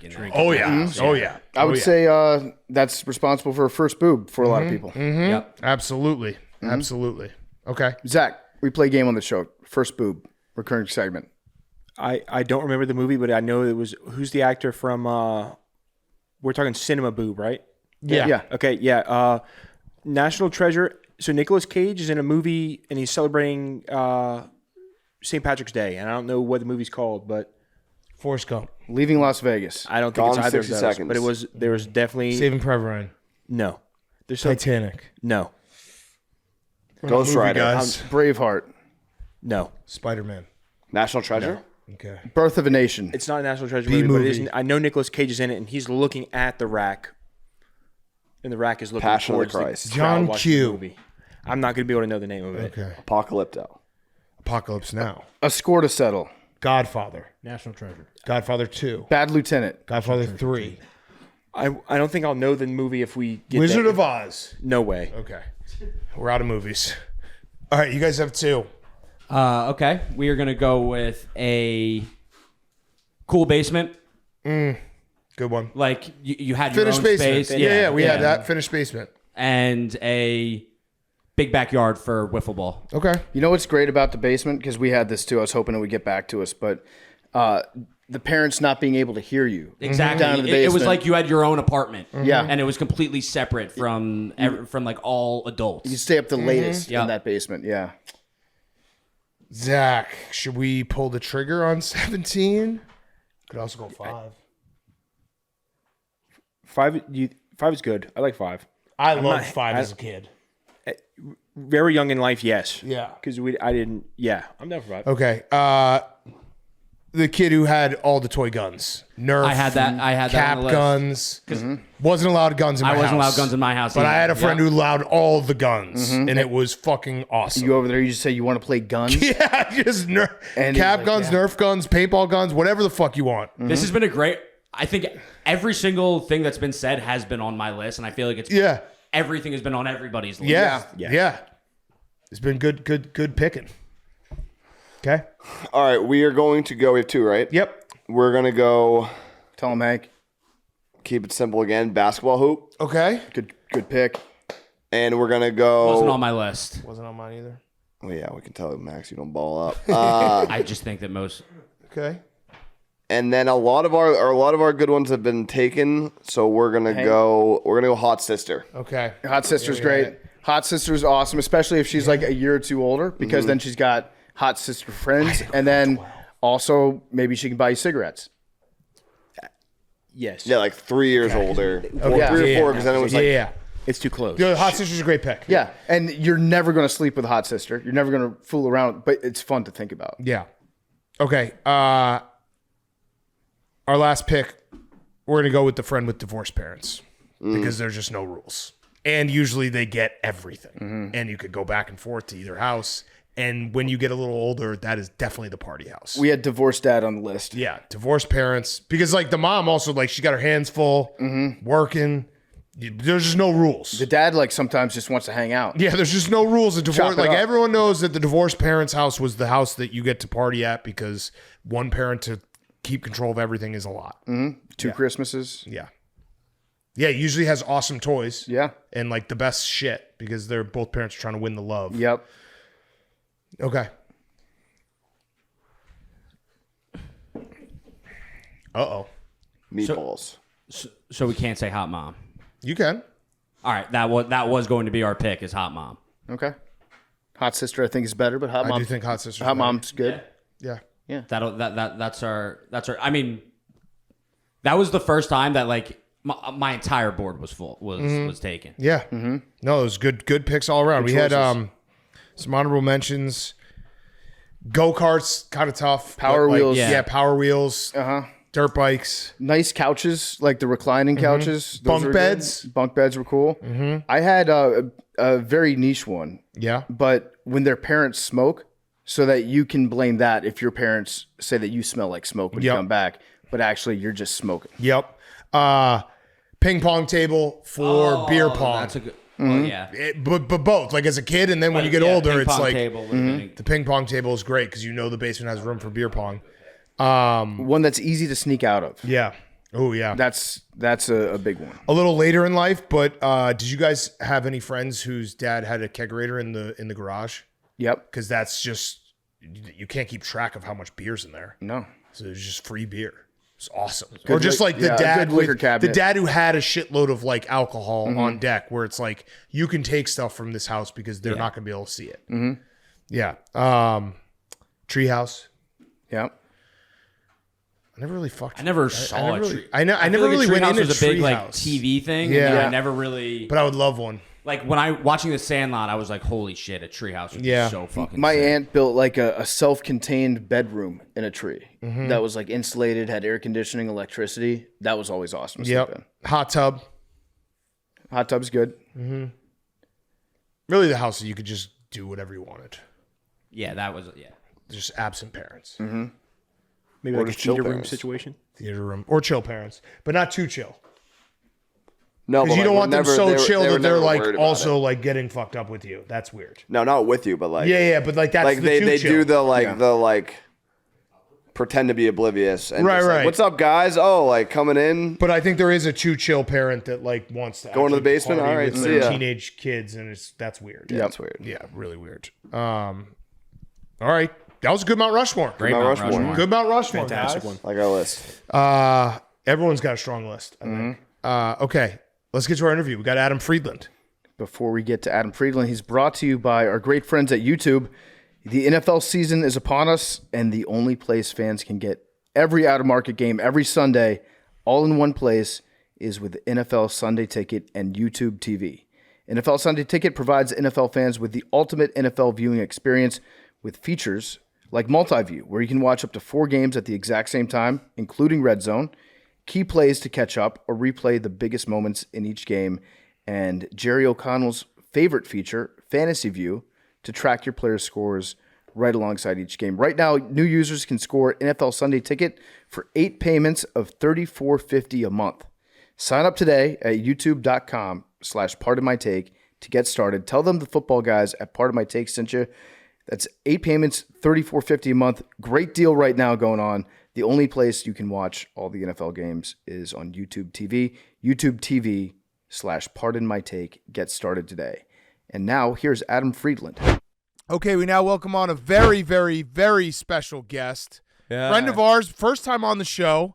It is Adam Friedland from The Adam Friedland Show. It's a dream, boys. Yeah, you're here. You've done the car wash.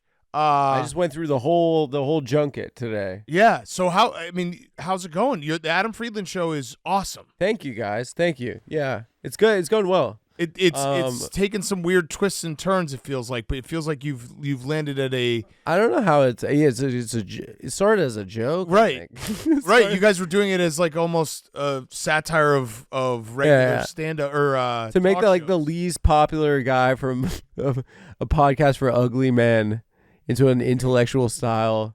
Public intellectual in the vein of Dick Cavett. I think that was like, but then eventually, credit to Nick. I mean, Nick was the one who pushed the idea, because after Stav left, I was like, Nicky, we have a brand.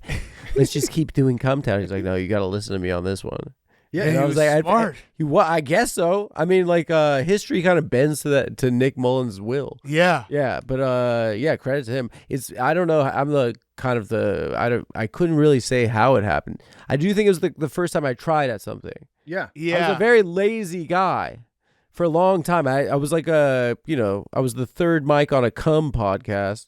But that was also the beauty of Cumtown. You guys basically always made it. I mean, even doing like alarms to be like, all right, we've gone an hour, we're done now. And I've talking to Stav, like, you had a podcast that made so much money, and it still was tough to be like, hey, can we record this? No, we would argue about what we're having for lunch. We didn't think it was good. We would be like, that sucked. This sucks. I literally didn't know it was funny. That was some of the funniest parts, though. Like when you guys are like, this podcast sucked. Yeah, we're like, you this were is very fucking unfunny. sucks. Wait, was there a moment though when you realized like, oh, this is funny, or at like least recently in the last couple of years, I've heard on like my YouTube algorithm, I get like compilations, and I'm like, that was amazing. Yeah. I was like, that was incredible. I mean, like they were like, Nick was he was a genius. He was the funniest guy of all time. Yeah, no, I mean, it was so funny. I literally, it made us miserable. We had no idea. That's a great feeling though, because Yeah. I have the reverse where I see like a tweet from like 6 months ago. I'm like, that was the dumbest thing ever. So Yeah. you have the opposite of that, where you're like, holy shit, that was incredible what we did. Well, yeah, I mean, I think it's like also like when you're doing something that's like irony is like it's like you kind of protect your feelings a little bit, where it's like, if it sucks, it's like, well, fucking, we were trying. Yeah. Right. Yeah, like, fuck you. Yeah, it's your fault for listening, you fucking losers. And then, but like, now that like the new show is like so work intensive and I'm doing it like 7 days a week, it's kind of the first time I've ever tried in my life. You're vulnerable. At 35, it's like if you're trying as hard as you can and then someone says you suck, it really hurts your feelings. Yeah. Like, I know, like, it's like a little bit like if you're like, you made it to the NBA, if you're like on the end of a bench in the NBA, and like, the phenomenon of sports fans, like, we're fucking losers. We're watching him, we're like, that guy's a fucking loser. Like, and he's like fucking top level athlete. Yeah.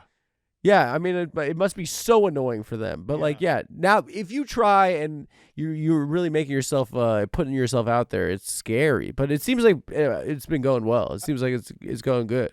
I feel like I talked to a lot of people who were fans of the Cumtown podcast that are now massive fans of your show. But with Cumtown, there's a huge audience out there for it. Who's like the most surprising guy that you found out was a cum boy? I don't know. You find out sometimes. Yeah. I mean, I think like, I don't know. I think there are famous people, I guess, that liked it. Yeah. It's always a surprise. But yeah, it's cool. Like when you find out that people were listening to it. I don't know. I'm trying to think of who, or if it's lame to say people's names. I think like probably Bill Clinton. I don't know for sure. And Hillary Clinton. Yeah. He didn't think you were doing irony though. No. Yeah, he took it literal. He took it very seriously. Yeah. The new show's awesome. I love Thank it. you, I've watched, I think, almost every episode of it. And Thanks, when guys. it came out, I feel like Nick he filled a very valuable role that maybe didn't always translate on camera all the time, which was like he was letting you know that you can do it. Like, he was gassing you up. Being like, keep going with this. This is funny because there would be times in interviews you like want to pull the plug on whatever angle you were taking. He was like, no, keep going. This is good. And it ended up being great. Yeah, I did. Well, I think I didn't know how to do interviews, right? Like, and the only reference from doing stand up you have to like interacting is like I guess crowd work where you're like, what do you do for a living? And they're like, I'm a fucking like a speech pathologist for kids with disabilities, and you're like, you're a fucking pedophile. Everyone laughs. See, it works right out. It's funny. It's funny. It works. Yeah, but it's like naturally like mean. So like so when I started the interviews, like I think Nick actually gave me the best advice, which was like obviously couched in like I thought it was an insult, right? But he's like, why do you take this fucking affect when you're doing the interviews? I was like, oh, go ahead, criticize me again. He's like, no, you're like a nice guy and you make people feel good to be around. That's why I encouraged you to do this. Like, and he's like, I don't have that quality. And so I had to like figure out like what about me is like could translate over to this, and I kind of like. I Googled journalism, literally. I read the Wikipedia page for journalism. And then I fucking, I was like, who's good at interviews? And so then I watched, I was like, maybe Joe Rogan. I watched, and then what he does is like, the guest always feels like they're crushing. So he'll have Bernie on one week, and then he'll have like a guy that says the Holocaust didn't happen the next week. But both times he's like, "That's fucking trippy." You're like, yeah. But like when naturally, if you feel like you're convincing the host, you're gonna get more and more and more. I think I'm on a roll here. He's he's very agreeable, right? And so for me, it's like I can't do it with my fucking like sarcastic, dumb Jewish like, oh yeah, like I can't do it. Like so, and then I was like, who else is good? And then I've actually watched a lot of Stern. I think that's I grew up listening to a lot of Stern, and kind of what he did, the first like 90 seconds to 2 minutes, like he would become your best friend. Right. He was like, you're a huge star. Everyone wants a piece of you. You're incredible. And like he'd flatter, and and then he'd be able to get anything he wanted. And again, first time you fingered a chick. Oh, did you do her? Yeah. I've been going back through and watching a bunch, and he always talks about doing girls. Yeah, I would do her. Yeah. I just watched the Miss Butterface competition. Oh yeah, it's been going viral. It was been going viral on Twitter, and I was like, I forgot about that one. And I watched the full one. I was like, it's so mean. So mean. When Gary insults a woman, there's something that's so repulsive about it. When Baba Booey thinks that he can tell, yeah, I wish your body was a little bit tighter, sweetie. It's like, Gary, you look disgusting. You're one of the ugliest men I've ever seen in my entire life. Just we used to have a great country, folks. We lived in a great country, folks. Before these vaccines and these goddamn cancel whatever. No, but I realized that kind of like the way I had to find a way to ingratiate is just to like kind of self-deprecate, I think. Yeah. Which is like that comes naturally to me, and I've been doing that my whole life. So I'm like, if I have a guest and I'm like, listen, I crap my pants on a podcast called Cumtown, like you don't have to, you can kind of drop your guard a little bit, and then like make kind of then have a more interesting conversation. I also think the set that you created is like a big piece of it that's very underrated. Where it's like a public affairs. Right, it was intentional. It's almost like Kramer when he bought the Merv Griffin. It looks ridiculous in what I don't know what the whole room looks like, but I assume it's just a regular small room in New York City. No, it's pretty big. I mean, it's like an office space and like But when you sit on it, there's got to be a little bit of like it's ridiculous, almost like we're doing like a make believe that would get someone a little bit more comfortable. Like this can't be that serious. I remember that we were doing like we would do the podcast too. Like when Nick and I were like doing it together. Nick's working on other stuff right now. And so Nick and I would still do the podcast to like kind of pay for it. And I guess the new chapter, the Adam Friedland show, is like we were sick of fucking podcasts. It was like 9 years of this shit, and I've like demeaned and humiliated myself for years. I was like, I want to try something, and I want it to be like a little bit more sincere and high effort, and like kind of like challenge myself to do something good. And so then I was like, I gotta make the monetize kind of the talk show, but Nick and I would still do the podcast there, and I think like there's a clip of it somewhere online. The two of us were like a girl walked in, like a woman like who needed a bathroom key, and walked in on us like sitting on sitting on this set, and like there were no camera operators. We were alone in a room. She's like, "What is this, like a talk show?" And we're like, "It's like a talk show." Yeah, we just look like two mentally ill people. It's just like the mics weren't even plugged in or something. Like we're like we're just two men sitting. That's great. In a facsimile of the Dick Cavett show set from the 1970s. Yeah. Just playing make believe like in this room, but I mean it's cool. I mean like it's become a real thing, and like we're booking. It's easier to. I think you guys probably understand this too. I mean, you guys have a huge show, so maybe you guys didn't experience this as much. But like for my purposes, like Trump doing, I think during the last election, doing like Rogan and Theo and stuff like that, it kind of legitimized a platform. Yeah. Mm-hmm. So like booking people to do the internet 3 years ago was like a sell. Mm-hmm. And I think now it's like there's like it makes sense to people's like publicists, and like it's very normalized, and it's also there's going to be the clips and everything that comes out of your show is going to be seen by more people than like Jimmy Kimmel or So when do you, well, I actually have a question about Nick. Yeah. So he left. He's working on other stuff. Were you worried when he left? Because that was kind of it always felt like Cumtown happened. Cumtown was incredible. Then you guys went right into the Adam Friedland show. So it was like, oh, this is kind of still Cumtown. It's like the basis died. But we're still watching. And they're doing this weird thing. Where they publicly claim they're going to make a television show, and they have no idea how to make a television show. Yeah. Which I think was pretty interesting, kind of in that area. Yeah, band going basically like, oh, this is their disco era. But we didn't know. Yeah. Like we were like, how does a camera? What's a camera? Yeah. Yeah. But now that Nick what left, wires do you need? Yeah. Did you feel a little when he said that he was going to leave? Were you like, oh shit, now this is kind of the end of a chapter, and I'm losing him? I think it was like, we're adults. Like he's like, like I found this thing, the talk show, and like he was getting sick of doing podcasting. Both of us were getting sick of doing the podcast. We were both like, fuck this. And it was like, the nice thing is that like, now we're chilled. We were very young men starting the podcast. We didn't know you could make money from a podcast, and then now we're like middle-aged men. And I kind of was like, for the first time I was like, I want to like, I want to put it all on my shoulders, and if I fuck up, that's awesome. It's on me. If I did good, it's on me. I mean, it's a good feeling. Yeah. Have there been like TV networks that have reached out to you to say, why don't you come off the internet? Why don't you come to us? Yeah. Who? I mean, the nation states. Yeah. I was gonna say, when are you gonna become an industry plant? They're gonna try to get you to do that. Israel's been like hitting me up nonstop, but I don't know. It's a little dicey these days. Yeah, that's Saudi money. Well, and also you don't want to get the Nelk boys sloppy second. I want to get I want to get Saudi money. Yeah, I want to get the Live Golf kind of deal going. Yeah. I want to do a podcast from Fight Island for like 3 guys, wearing like 3 shakes.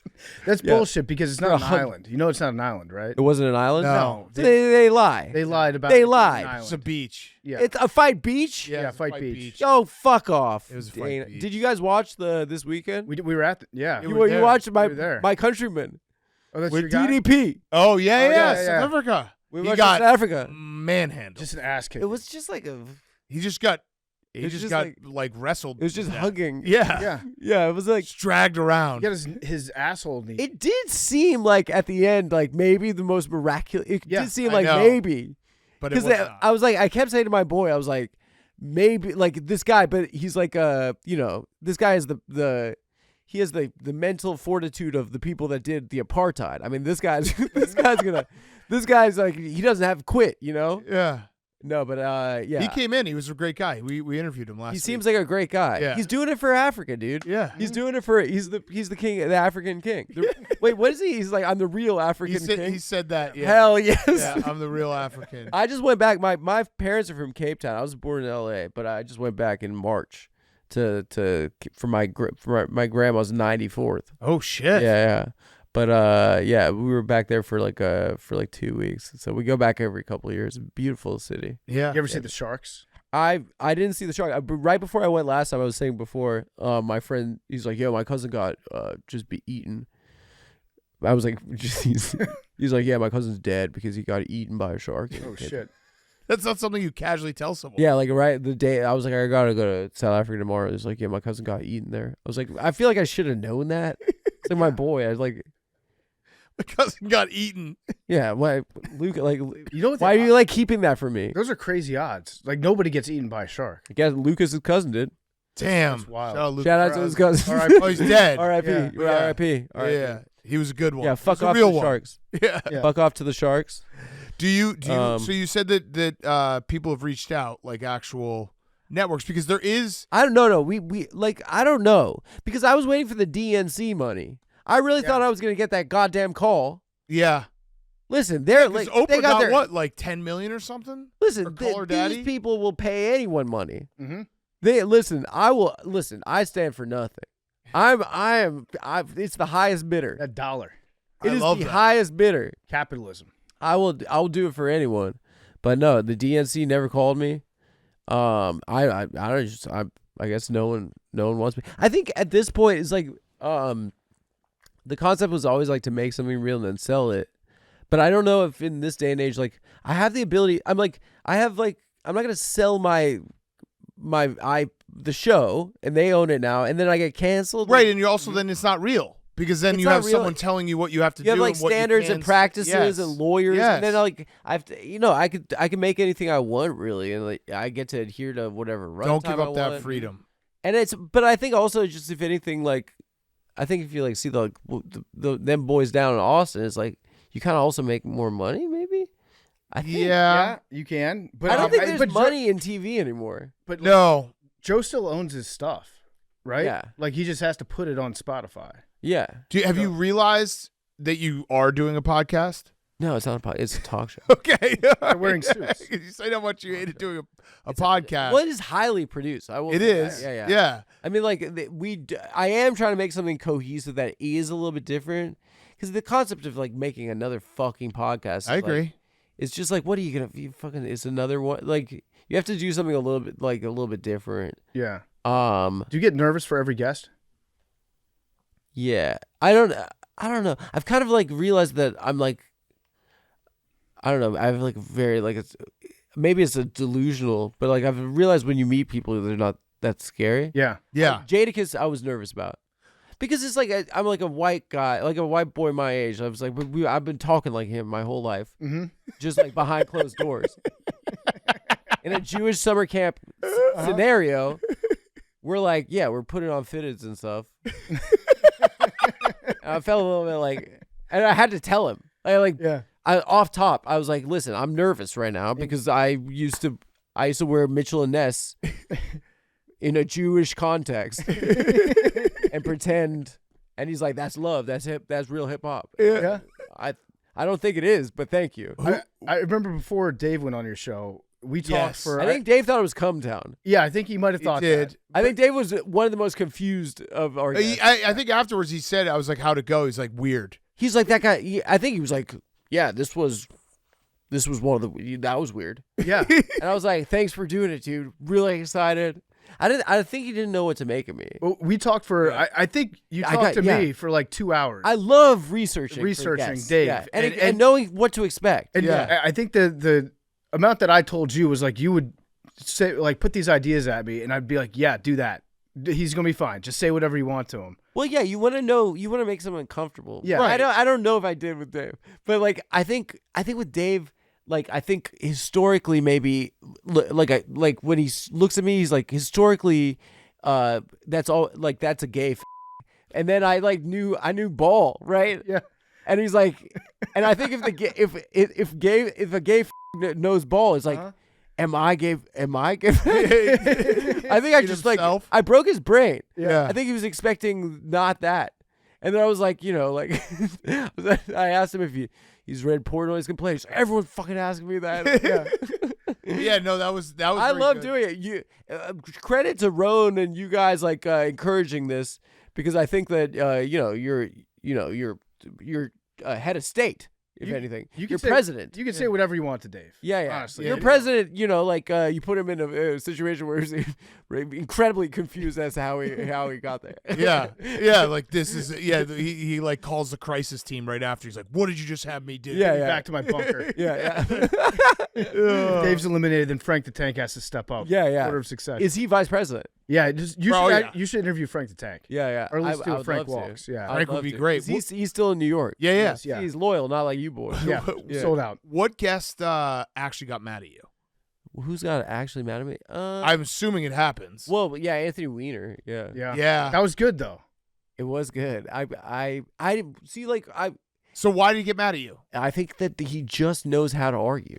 I think that he was just like, I think, which is like the language of like me arguing with another Jewish guy. It's like I've been doing it my whole life with other Jewish people. Like it's like just like me and my dad have yelled at each other in that way, and it just became that very early on. I set up like some, I try to set up small talk. Right. To make a guest comfortable, like ha ha ha, like, and I was like, oh, he's a Met fan. I was like, oh yeah, like. You seem more like a Yankee fan, And he's like, what's that supposed to mean? So what the fuck? What's that supposed to mean? And I was like, because you're like macho. The Met fans are like, like I'm sorry, and like, I'm getting with this, and like, like Met fans are redheads and they allergies and like go to therapists and stuff. Yankees fans, two families. Yeah. Cheat on taxes. The Copabianco brothers. Insider trading. Yeah. Insider trading, secret wife. Yeah, that lives 3 blocks away in the South Bronx. That's a Yankee fan. Like a guy that's like got machismo. Mm-hmm. And he's like, I don't know what the fuck you're talking about. He's like, the Mets are New York's team. He's like, any real New Yorker. He's like, no real New Yorker are Yankees fans. And I was like, what are you talking about? Well, that cannot be possibly He's like, true. you guys buy your fucking rings. And I was like, this was the small talk section. This was the small talk So section. we were supposed to giggle at each other. I was like, he's supposed to be like, haha, yeah. I think you hit it off with Fredo though. Oh, Fredo loved Cuomo. it. Yeah, Cuomo, like right yeah. off the bat. I was like, I don't know which way this is going to go. I think typically if I expect someone that I'm going to vibe with someone, they don't like me. And if I'm going to expect that I'm not going to vibe, they do end up liking me. Yeah. Now, does he like you still though? Yeah. I did his News Nation show. Yeah. I don't know. Yeah. He makes fun of me. When I did his News Nation show, he was very laudatory, but it was a little bit embarrassing. It was like, this is the future of the world, of the voice of a generation. I was like, shut up, dude. Like, yeah, you had your embarrassing. Your New Yorker profile kind of had. They were like, I said last week that came out. Yeah, they were like, oh, is he the next Jon Stewart? Is he the key to like Rogan on the right? They're is desperate. Adam Friedland on the left? They're fucking desperate. And you just were like, I don't fucking know. They're fucking desperate. It's crazy. They have nothing. Yeah. If it's me from Cumtown, they don't have shit, dude. Like just like fascism is they fucking. Is it me versus what, Donald Trump? Yeah. What the fuck am I gonna do about it? I just want to make the show funny. I don't want to be like the left. I have my own opinions on shit, but I'm not. Yeah. Has anyone approached you about that? Because it is the desperation. You can like smell it on them, where it's like, who's the answer? Who's the answer? I've got a couple members of Congress now. I had Ro Connor as a senator, and then I did 2 interviews with members of Congress last week. Yeah. But it's just like if they fucking think that they lost because they didn't have a good enough podcast, they're fucking idiots. Because they've done it to Stavi too. So maybe they lost because they offered nothing. Yeah. Maybe they lost because they're like, you can't have healthcare, but like we painted a rainbow crosswalk. Yeah. Listen, Adam, if we want to pitch it's podcasts. If we want to pitch tax credits for healthcare, Adam is our guy. Yeah. Yeah, it's always their shit is always like so. It was like a Nathan for you. Like Democrat plans are always like, if you like, like we have a voucher that you need like validated. And you have to like you have a punch card. You have to hike to the top of a mountain, and you have to be a Latina that's between 20 and 23, and then like you like if you're born in the first 6 months of the year. And then you get $200 towards like your first house. Yeah, and it's like what? How is that like? They're like this is like we're all. Just no one understands what that means. Yeah. Donald Trump's like, if you like say I'm sorry, you're gay. Like, it makes way more sense. That makes total sense. Yeah. Is it uncomfortable though? Because it's happened to Stavi too, where like the left, this weird thing has happened where it's like we need to find someone, and you guys, it's me or Stav. Your names come up. Yeah, I see it. Yeah, and they're like. I it's funny because I obviously know both of you and being fans of both of you, it's like these guys are just fucking around, and they also, again, they have their own opinions. They don't fit into a box. That's why people like them. Yeah, I'll share my opinions. But the other thing is this is like comedians have been like hoisted to this level that they shouldn't be at. Like I hear people online say shit that they are not qualified to say, and it's like you talk about your dick on stage. Mm-hmm. Like you're not qualified to talk about like the transmission rates of COVID and like the fucking NIH health fraud and like shut up. That was the best. We're guys that try to like literally like fuck a waitress at a comedy club. Bill Burr on Rogan, it was like during COVID, and they were both smoking cigars, and Bill Burr was like, "Dude, we're not doing this. We don't know anything." And it was just they feel fully covered. So I try to avoid that. If there's something that I believe, like I have an opinion on, I'll share that. But I'm not like it's not gonna be me, folks. I don't know. I mean, like I just want the show to be good and interesting. That check. But when where's the check? The check. Where's the fucking check? All right, you stop me when the money's enough for you to become an industry plant for the Democrats. All right, $5 million. What does that mean? $10 million. Just one time? $20 million. One check. $20 million. million. How much they waste on money? $25 million. They wasted $50 million in that last election. Yeah. $100 million. Yeah, of course. Okay, all right. That's, of course. What is it? That's my line. We're doing the game. We get a 10% cut. We're doing the game. We negotiated that for We're doing the game. Would you suck a dick? Yeah. I would suck a dick for $500,000. That you've come It's down. a lot of money. No. It used to be $1 million. Yeah. It used to be $1 million. You used to have standards. That was the funniest game of all time, like middle school game. Who's that with that you did on? With Steiny. Steiny, that's right. And Steiny was no like, way, bro. He was like, no way, but I would do it for $100 million, but I'd have to be really drunk. Yeah, it's like, wait, so that you would like it more? You get molested. So you would like kind of want to do it for it's if so you're blackout drunk. That notion of like that I'd be ruined the rest of my life. Yeah. No, if I got $100 million from sucking a dick, a scenario which is a very real scenario that someone. The notion that there's like a daddy Warbucks that has $100 million for one suck, like it's just it's such a funny, absurd concept. Yeah. Yeah, I would suck a dick for $1 million. Who cares? Yeah, but for the rest of your life, people will be like, "That's the guy that's rich because he sucked a dick." Yeah, and you'd be like, "Yeah, correct." Didn't you do Marry Fuck Kill with him too? And steroids was on it, and he was like. Or was that someone else? I don't did know. It? And they were like, remember. They were struggling. They were like, we got to keep steroids. Like, we got to get rid of those.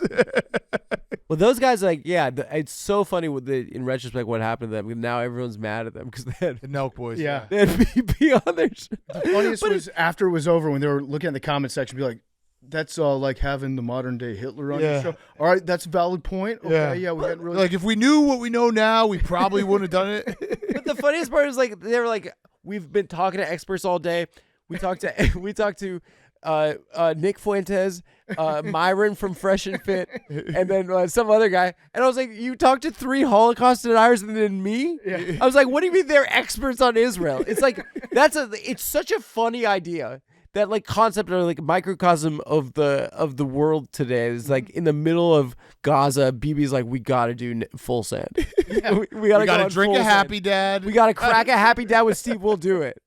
Yeah. We got to do a chug. Yeah. It was absolutely insane. Then afterwards, Yeah. all the fallout after it, when they were like, in retrospect, we probably should have done some more research to find out who we're gonna. They're not gonna change anything. Well, They'll the do thing same about them is like they literally that's the interesting thing, and that's what like when I interviewed him, like I talked to him about it, but like is that like in the world today, it was like I was like, why do you think like the most powerful man in the world, like Donald Trump, the president, has done your show 4 times, and why do you think like the richest man in the world, Elon Musk, has done your show?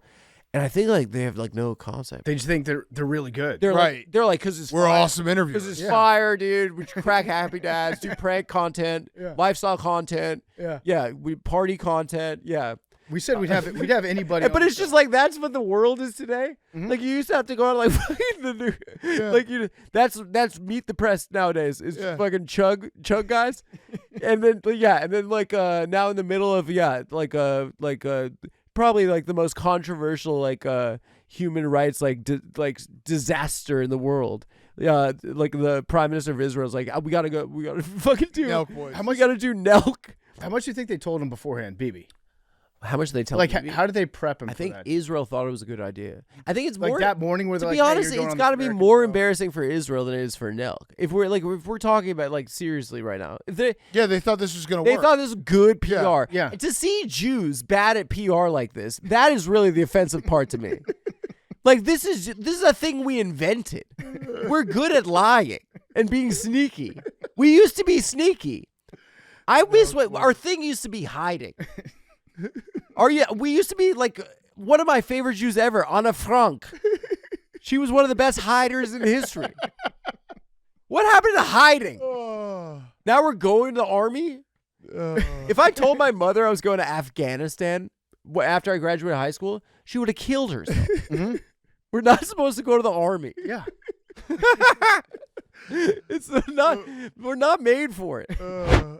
We'll get back to Adam in a second. He's brought to you by Mountain Dew. Nothing says summer like being at camp with the boys, hanging out, playing some softball today, taking Max yard repeatedly in softball. Hank, 3 home runs today? Yeah. 3 home runs On off the home run derby, Max? it's like 10. You lost to off me? Max. You lost to me in the home run derby? Off Max. It was a team game. It You was went a yard 1-1. twice off Max today. That was awesome. I went yard off Max today once. That was pretty cool. Not as cool as doing it twice, though, Hank. That was awesome. And we were celebrating with Mountain Dew. The Mountain Dude was here. He was passing out dews to everybody. Cool guy. He's got great hair. Love the Mountain Dude. Nothing goes better with hanging with the boys than the refreshing citrusy kick of Mountain Dew. And the new cans look gorgeous.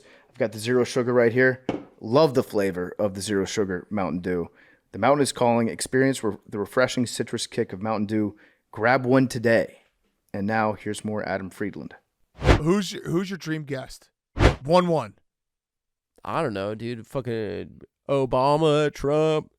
I mean, I would love. I was saying earlier today, and also I was like just dead tired of the first part of the day, dude. Dude, I've done like I feel like I told you I was gonna. You text me. You're like, Nice, hey, dude. I want to do it. And I was feel like, strong, I got the dude. car wash. No, you guys are fucking. This is a lot of work to me. Yeah. We had this is a You lot did 4 shows You're today. yeah, that's. I'm impressed. I'm floored.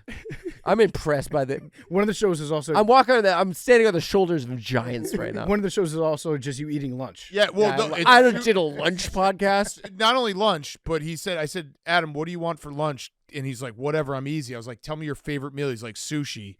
And then and Chef Donnie's like, yeah, I can make him sushi. Yeah, it took No like problem. 2 seconds to Yeah. make sushi. Yeah. And we were standing there. I was like, "You been to Japan before?" He's like, "Yeah." I was like, "The food's good." He's like, "I know, it's great food."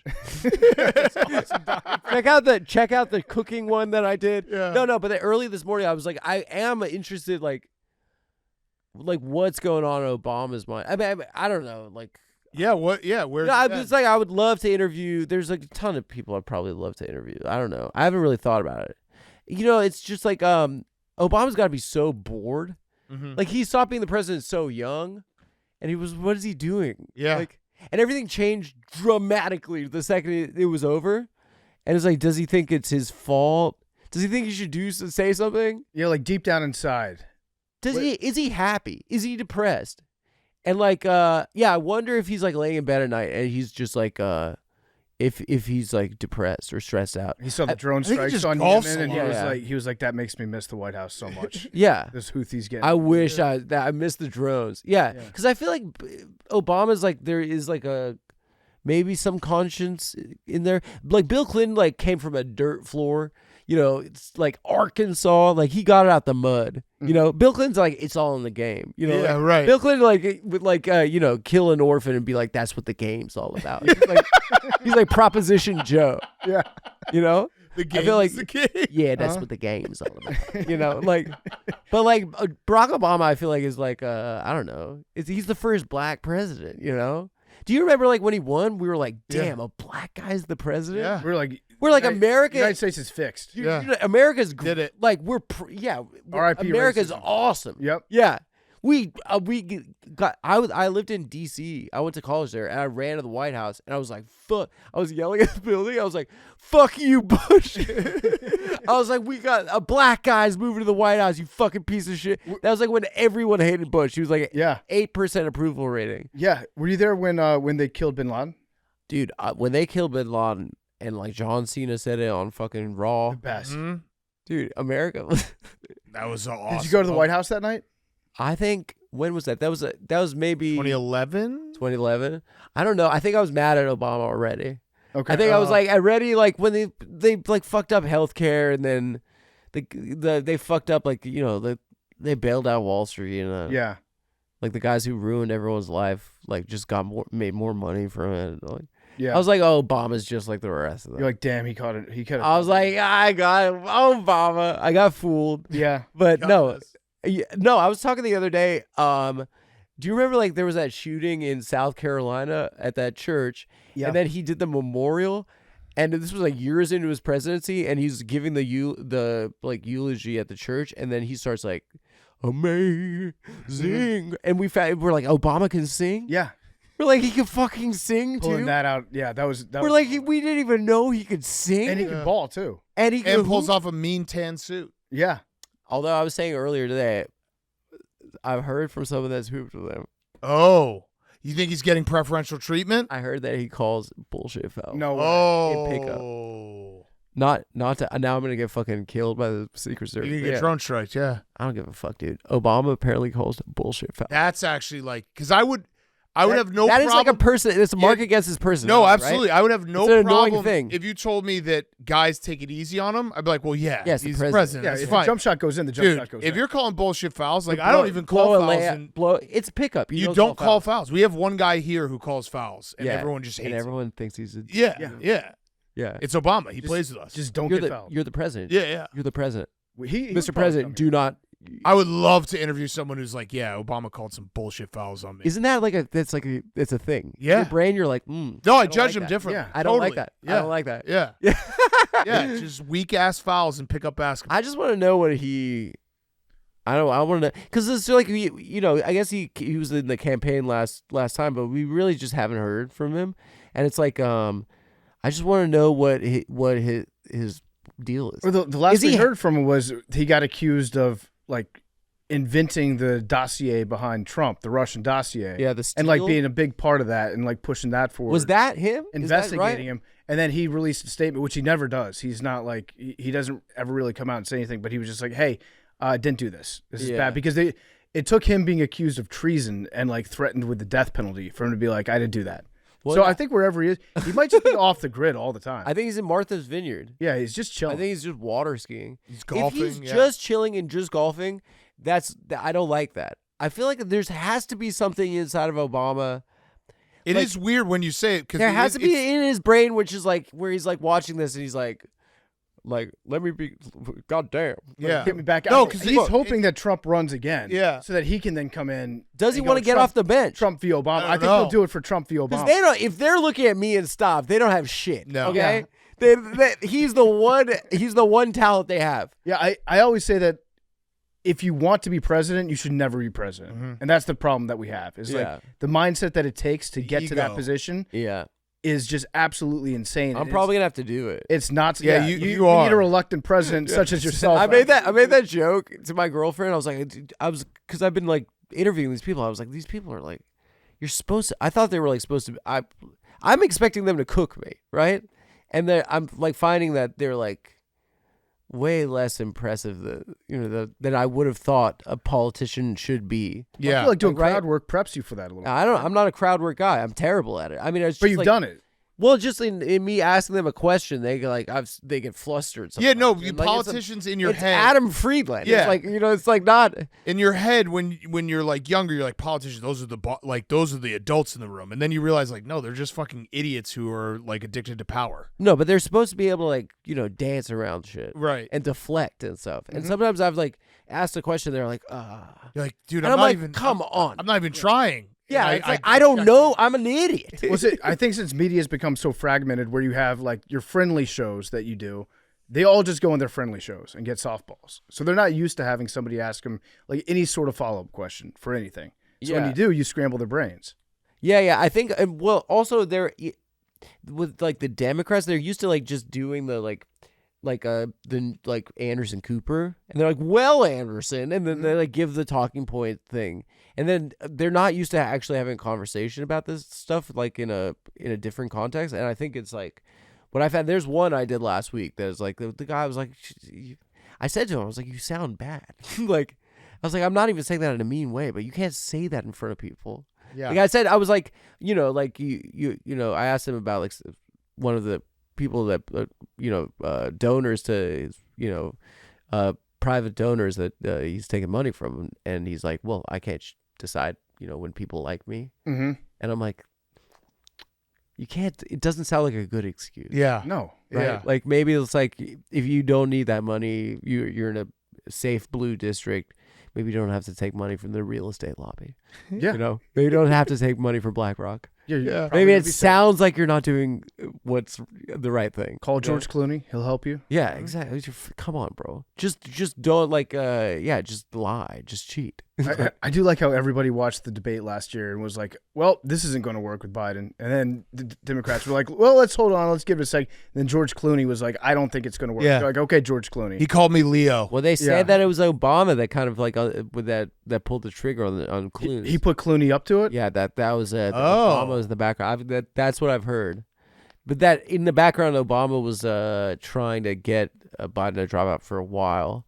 And that I think it was like I think in retrospect, it's kind of just these fucking families that don't like each other. Yeah. And then I think Dr. Jill's a baddie. Dr. Jill was like, fuck you, we're not going to do it. Yeah. So then the Democrats rolled out like a mentally enfeebled septuagenarian. I mean, that was like embarrassing.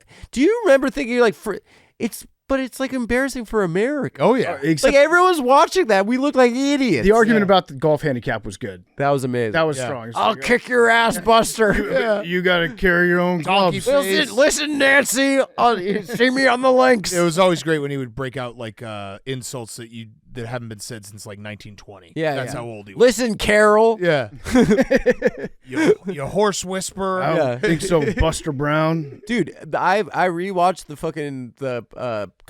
what was it? The Corn Pop video the other day. Oh yeah, that was a good one. And that, first of all, that was like 10 years. Which one was that? It's not even the craziest part. The craziest part was him talking about how the kids used to play with his leg hair. Yeah, they used to rub my hair up and down.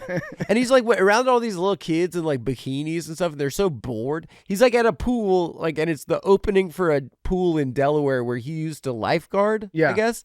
And I think it was an integrated pool. So there were some African American kids that were there. That I think the message behind it was they had never seen white person's leg hair in the water before. They were just enamored by it, and so he was like sharing this story as a touching part of his youth growing up. And then his brain just goes on this tangent about this like rough customer named Corn Pop, who he calls him Mary, because they used to put the pomade in their hair, and so they put the pomade in your hair, and I said, get off that diving board, Nancy, or Mary, or something. He's like homophobically abuses a gang member, and then the guy threatens him with a switchblade, a straight razor. Yeah, and it's like, probably a comb. It's like West Side Story. Yeah, like, yeah, and he's like, you know how they used to put the straight razors and put them, knock them on the curb, you know, get them rusty, put them in the barrel. And there's just all these bored kids in bikinis being like, what the fuck is this guy talking about?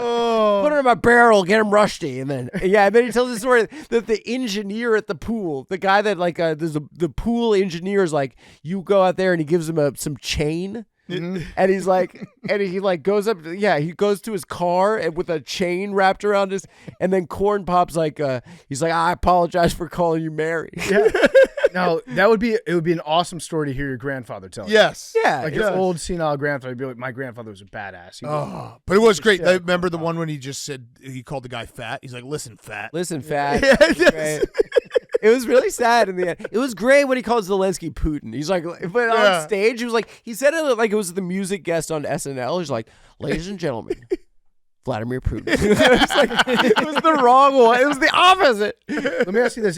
So did you see the visual from this weekend when it was Trump and it was Putin? And in Alaska, the B-2 and sick. The F-35s flying overhead. Yeah. Do you think that Trump would have gone down in history as the best American president of all time? If he bombed himself? If he called in a strike on himself and Putin and just killed both of them.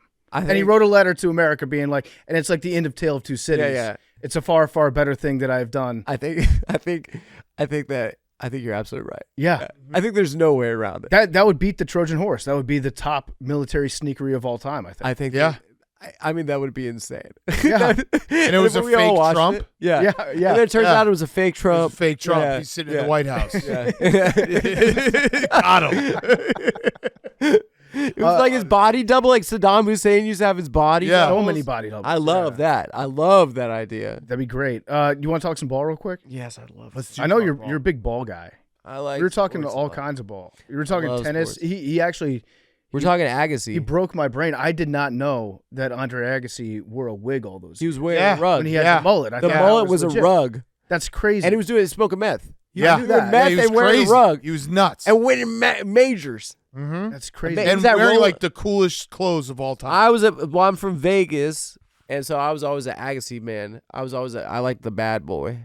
Pete Sampras had too much chest hair. He was like, you know, these goody two shoes. Yeah, he was too pretty. But those were great rivalries those days. I told you I sat next to him and Steffi Graf in when I went with my parents in like I think 10th grade to see Fahrenheit 9/11, the Michael Moore You were movie. just sitting next to them. And I was like, wow, it's the GOAT. Yeah. So I know you like tennis. You're an Alcaraz fan, right? I like Alcaraz. Yeah, I do. I like him too. But I like that there's a new rivalry. Yeah, it's good. Yeah. I liked Fed a lot too. Yeah. It feels good. I mean, like right now I was telling you if you go in New York to the early rounds, like day 1 or day 2 of the U.S. Open, and just get a grounds pass, they just have like 10 matches going on 10 different courts at a time, like the little courts. And you just see like the, you know, number 48 guy versus like the, you know, like a guy that won a play-in tournament, and they were like just playing their fucking like hearts out. And it's like you could just bop around and watch different matches. It's like it's a really fun day. Yeah. But yeah, Agassi, I was telling you got to read the autobiography. I got to read that. Yeah. Have you read it? No. Doing the Canon ads back then, like images. I know that he was like crazy. And his father was he was like a Earl Woods style, but like he was fucking psychologically destroyed by this. Like I feel like that happens a lot in tennis specifically. First of all, yeah, it's like it's a psychological game, and right? it's also a game like you have to start very young, and there's no team aspect. Exactly. So it's just very much like your dad's your coach, and he's just wearing you down as a 5-year-old. Well, also, but his dad was Iranian, and his dad was a degenerate gambler, and he grew up in Vegas, and he'd like make. I was telling you, he'd make him play a man, and he'd be like, and he'd like, he was like 11, and he'd be like, if you fucking lose, we're gonna lose our house.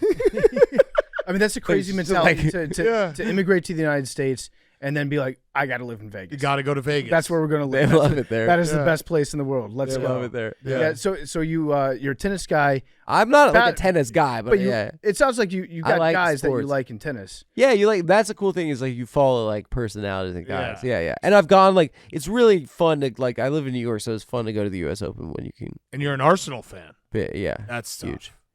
What do you mean this stuff? I mean, they don't win. What are you talking about? They haven't won in a long time. We're like a real team all of a sudden. Oh yeah, this year actually should be good. No, I mean we should be in that. We're nervous right now. I'm nervous right now, but we're actually we're finally not pathetic. We've been pathetic I started watching in 2005, 2006. That's right after they had the Invincibles. They went Invincible 04. Yeah, so that's the worst time. I've never seen anything good happen. Yeah, I mean it really is. It's made me. I think it's a reminder every year that you're gonna die one day. That's good. The saying is it's the hope that kills you. And it's just like every single year, they fucking do it again. Last year was a wash. Everyone got hurt. It was just like everything that could go wrong went wrong. And we're like, we go again next season. And then we accidentally made the champions. We were facing Real Madrid in the quarters. And I was like, oh, fuck, we have to play. The whole world loves to laugh at us. Because our thing is that we always fucking our pants fall down in front of the whole school, you know, and they love to see that happen, and and then I saw probably the best thing I've ever seen, which was us win that quarterfinal against Real Madrid and win at the Bernabeu and I was like, this season might not be over. I was like, and then we got shitted on by PSG in the quarters. How'd you become an Arsenal guy? I was on a gap year program, and there were a lot of Arsenal supporters. And the first year I watched, they were like, I'm a Laker fan. It was the two best teams were Arsenal and Man U. Yeah. And it's kind of they were the cool crossovers and dunks guys, the saucy guys. Yeah. And then they were the workman it was like the Celtics Lakers, you know. McHale, the Man U had English brutes, and we had just artists. Yeah. And Thierry Henry was what my favorite player, my first favorite. Yeah, Henry player. versus Wayne Rooney. And Henry was no one has played the position like he did. I mean, he was just he was the best I've ever seen as a center forward.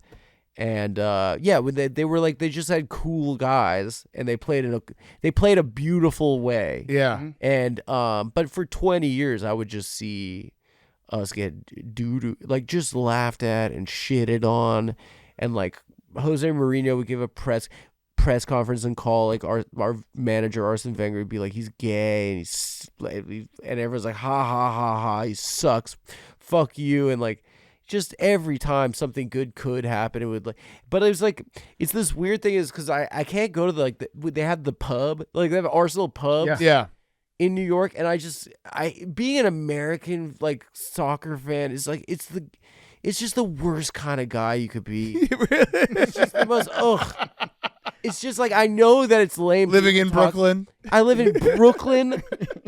And I like footy. It's just shut up. You are actually just a made up person on Twitter that super red pilled guy. I used to it's if Tucker saw that. It's a giant. Don't tell scarf Tucker. going to the pub. Yeah, with my latte. Yeah. No, literally, I used to lay in bed at night, and now that I'm just doing the talk show, which is not a podcast, actually. Not a podcast. Just want it on the record. For not a podcast.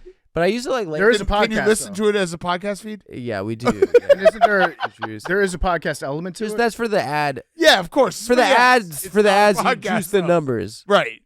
But for the downloads. But it's meant to be. You watch it on YouTube.com. It's the Adam Friedland Show. Guys, check it out. If you listen to it though, you're not missing anything, right? You're missing a lot. What do you? No, I mean, there's a whole visual aspect. Adam's physique. Yeah, right.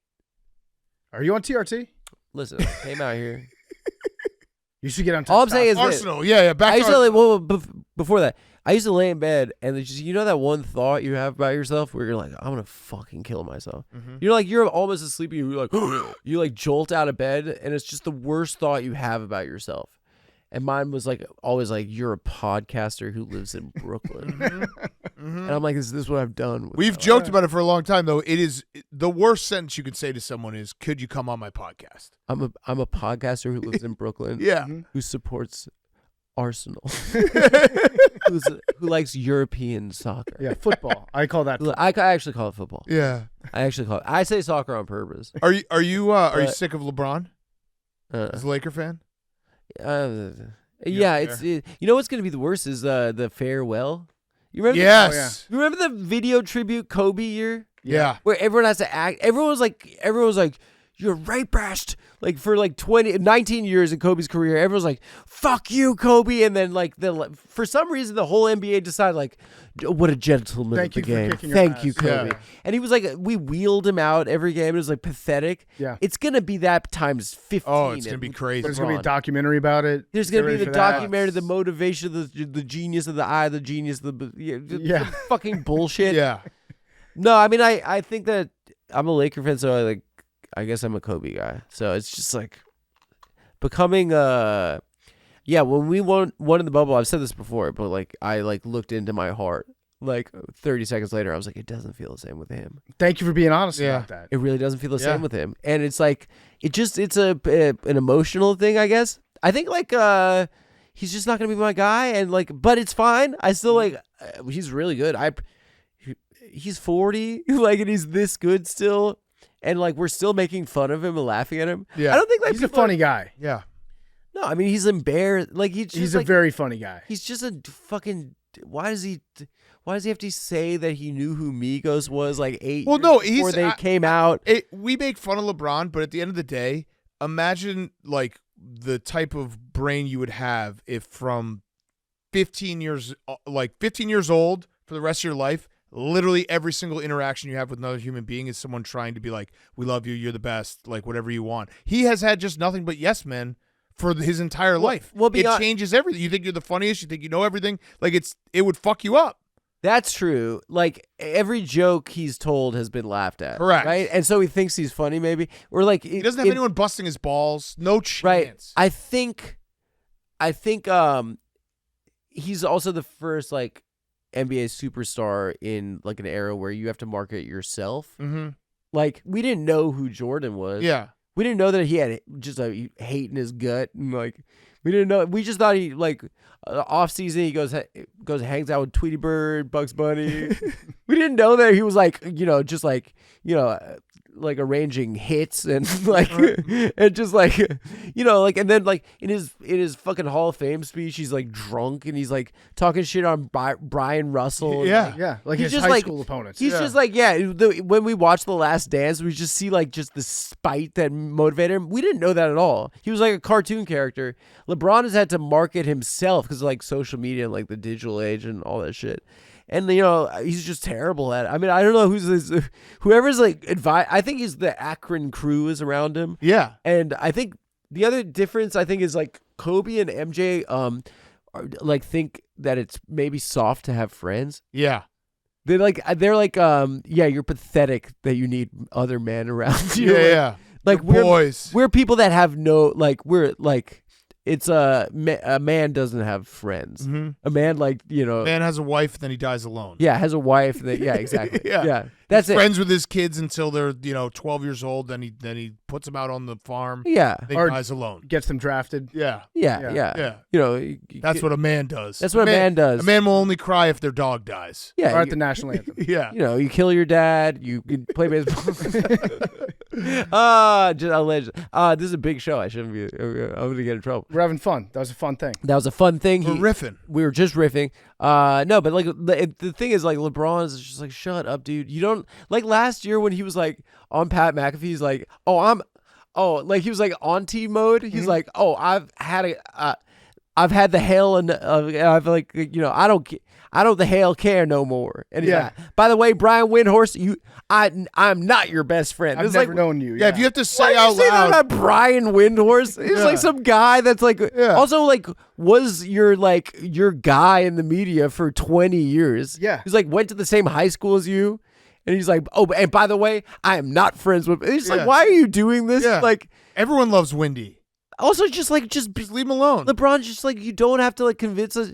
Just be bald. Yeah. Can you imagine if he had one of those Clyde Drexler C afros, sick. and he was just yamming on guys? He was just as buff as he is now. Can you imagine how cool that would look? You know, that whole Just thing like- with Windhorst was like he was so mad that Windhorst might have gotten one small thing wrong in one of his 10,000 reports. Who about cares, LeBron you James. idiot? Don't care. Yeah. Just shut up. And Windhorst has never pretended that he was like best friends with LeBron. Yeah, that's my favorite saying. That's my favorite saying. yeah, mine too. I said Yeah, that's my. I say that all the time. Yeah.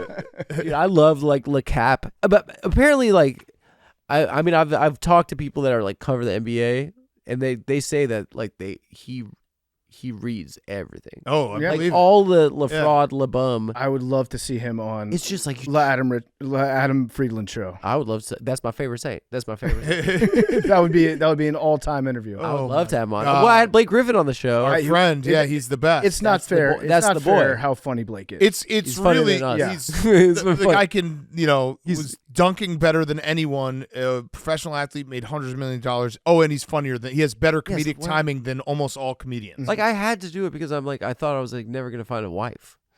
You're like 6'10". Why are you funny? yeah. Well, you're handsome and funny. Yeah. What's the point of funny? Yeah, Bullshit. he's Yeah. gonna get awesome at golf too. I know that. Like He's gonna be nice at golf. Yeah. He's gonna go to like the senior tour. Yeah, he's gonna just He's do been a everything. scratch golfer in like 18 months. And also, he does it all, and he's still the nicest guy. So it's like you can't even be mad about. Like if he was a dick with it, you'd be like, "Oh, fuck him." He's just the nicest guy. He's genuinely the best. guy. Yes. He's just Why is he nice to me? the best. I don't deserve him being nice to me. I think he thinks you're funny. He's lovely. Yeah. He's a great guy. Yeah. Yeah, I mean, I just, yeah, I really got. I gave him my theory. We didn't actually. I don't know if it was in the episode about MJ LeBron thing, because like from what I've heard, the whole Stephen A, the whole the goat debate. He'll never die. I think that's and Stephen A. That was the thing. Is what we watched last year was the best because it was the first time that people weren't talking about Trump.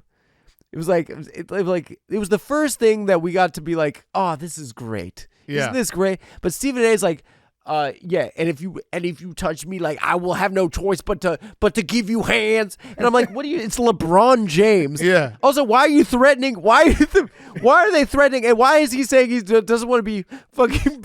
And I'm not friends with Brian Windhorst. It's like, what is going on with these people right now? It's like these people are falling apart, right? And if you and I will give you the hell hand. I will give you. I will have no choice. And then, but the best part of that whole thing was just like Skip was just So tweeting. upset. Yeah. he was tweeting for like 4 Oh, he days. wanted to get noticed so bad. To avoid and like just being ignored, zero engagement. Another pathetic like buzzer beater for LeBron Yeah. tonight. He's a One of the most SpongeBob meme. pathetic losers I've ever seen play in the NBA. Yeah, Perhaps top 40, perhaps maybe top 50 player. Yeah. And you notice Skip too, like he's basically been pumping up Bronny. It almost like a slight to LeBron. It's a weird, like being like he's gonna be the next. What? I don't know. He's lost it. But He just wanted attention, and Stephen A. got all of it. my read of the subtext with this LeBron Stephen A. thing is that somewhere in North Carolina in a big ass house, a gentleman they took the damn team away because he sucked at owning a team, and he's a little bit, and I think the power you have in NBA journalism is who you have in your phone, and I think Mr. Stephen A. Smith, I think he's MJ's guy, and I think that potentially, I mean, the concept of him drunk in a mansion alone, just being like, go fuck with him today, Get him. just go fuck with LeBron today. And LeBron has guys. Like for 20 Yeah. years. For 20 years. Yeah. But for 20 years. And now he's gonna be on TV, which is gonna be awesome. Do you think he'll be good? He needs a buddy. He needs somebody that can bring it out of him. I was also That he saying likes like him. they should actually lean doesn't into have it. buddies. They should lean into it and like make the desk like a blackjack table. Like, because who wouldn't watch They like just- like in between They commercial just breaks? need Like, to give him. MJ's playing blackjack. We're gonna go in live. He's going to cry. Yeah, this game's a blowout. Let's watch MJ play a couple hands. I wonder how it's going to go. You got to watch. I mean, Yeah. You have to watch that. I hope the hate comes out. What is it? NBC? Yeah. And then of course Blake is going to Amazon. Yep. And then Inside the NBA is going to ESPN. You just have to go everywhere to watch games. It's crazy. It's I insane. mean, it's just like I don't think there's I don't think there's a funnier show on TV than No, Inside it's the NBA. perfect. no, It's a perfect no. show. It's I don't think the it's- best. It's funnier than Curb. Like when it's the funniest show I've ever seen in my life. And we got to interview Charles Barkley last month, and I was just smiling ear to ear for like a day after. I love he's him just so much. the best. Like He's everything the best about him is the best. Oh my god. They don't have to talk about basketball. They could put inside Chuck fell the asleep. NBA. Do you remember that game when Yeah. when Chuck was asleep on set? Yeah. I mean, just think about some of the bits they do where they would be like, name what team this guy plays for. The league they cover, and they would get it wrong. Chuck so doesn't know fucking how to funny. say any European person. Yeah. It doesn't care to learn. Yeah. And But that's the difference. That's like because they're drunk.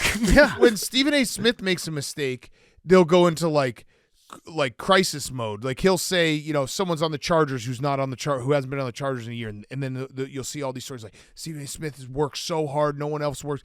These guys make a mistake, and they're like, "Yeah, we fucked that up." That's you got to do that. Barely about the game. Yeah, you got to do that. You got to be like, "Hey, I'm an idiot. I fucked that up."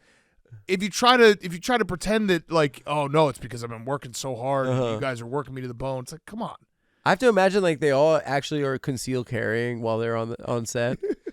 Shaq's got a fucking deputy's badge. Oh yeah. I would watch them do the Red Zone because ESPN's got Red Zone too in the future. Not this year, right? I think it's like next year. Next year. Yeah. I would just have them just sit. ESPN got Red Zone. And Charles Barkley loves football. He kept on saying that to us. Do you appreciate Red Zone? I do if I can't watch the actual game. I can't. It just makes me feel like I'm losing my mind. Well, you know what it is for me, from a gambling brain.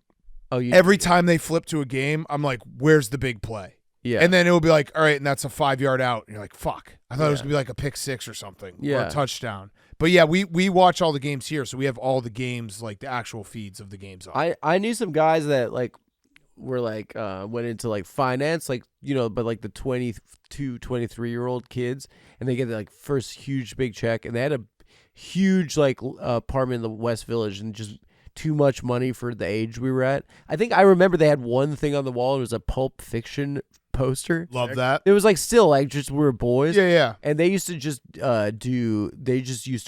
on Sunday 1 p.m. kickoff, they just start ripping coke, watching Red Zone. Yeah, and I was that's like, too much. And I was like, it was chaos. I went over a couple times, and I was like, what are these guys doing? Like, and it was. Can you imagine the sensation of being in daylight cocaine? Yeah. Watching football. Yeah. How many screens is it? How many games? They 8? get the Octobox. Get the Octobox. Yeah. The Octobox. Yeah. It is like it's visual cocaine. It's visual cocaine, and you're also doing actual cocaine. Yeah. At the same and then time, they have it's not to go, stimulated enough. Then they have to go like just to Black Rock the next day and just make them $1 zillion. How to figure out how to buy every house in America. Yeah, how to figure out how to engineer a housing crisis in America. After like being hungover from 1 p.m.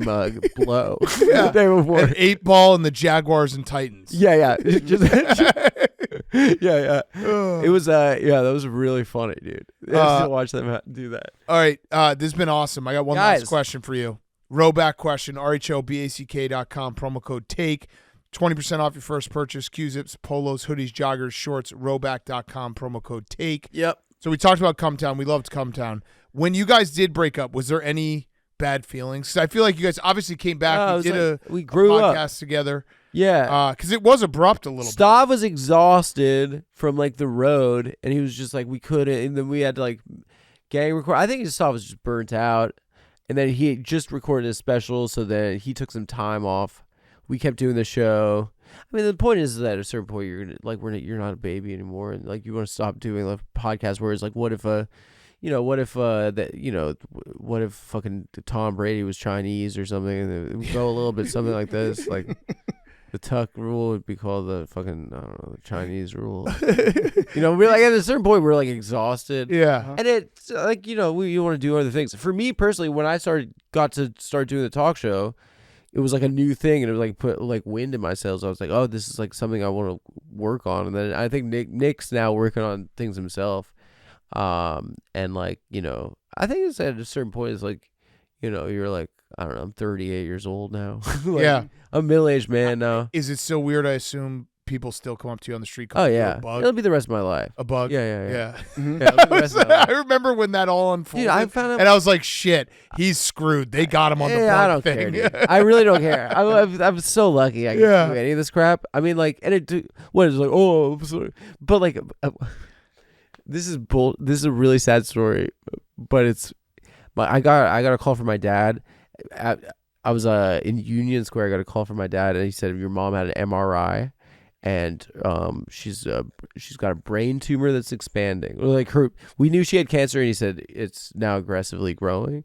And I said to my dad, I was like in public in Union Square, so crying. I said, Dad, like listen, we I just want to let you know you're taking incredible care of her, and like you're my hero, even if we've said some terrible things to each other during arguments, like, and then I literally, someone behind me was like, "Yo, Adam, you're a fucking bug, dude," and like just in the middle of it, and I turned around, and I had tears in my eyes, and he was like, "Oh, sorry," and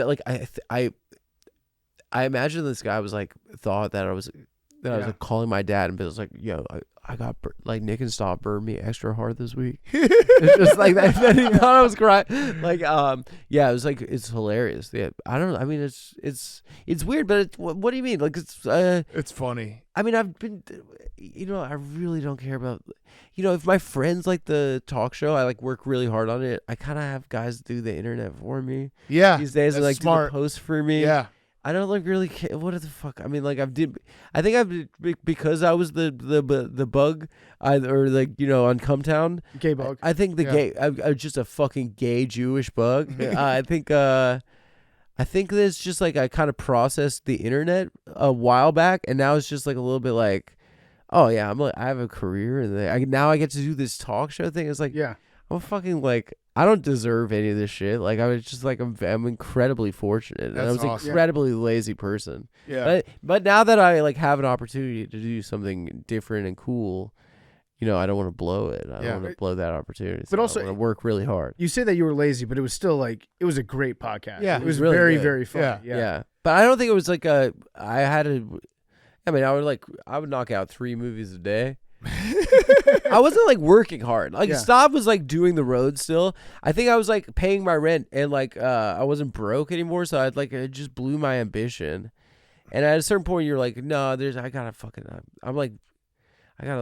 die one day. Like I'm gonna do something with my life. So you have an actual schedule now, like a. Oh my god, I have a staff. I have when the research wise, I have if it's a more substantive guest, I have like a journalist that does research packages I work with, and no, I mean I'm investing myself into this, and I was just like, it does feel like I'm like I think when you're lazy for so long, you're like I'm not capable of it. Hey, it's made me feel pretty happy that I could do it, and I'm not good yet. Like I want to get better at interviews, and well, you are good. Yeah, you are. I want to get better at it. Yeah. You got the most unique style, and I do think it does disarm the guests a little bit. Where they sometimes they want to rescue you sometimes. I kind of feel like an alien, I think, to some guests, and then them making sense of me, I think, is kind of an advantage. Yeah. Well,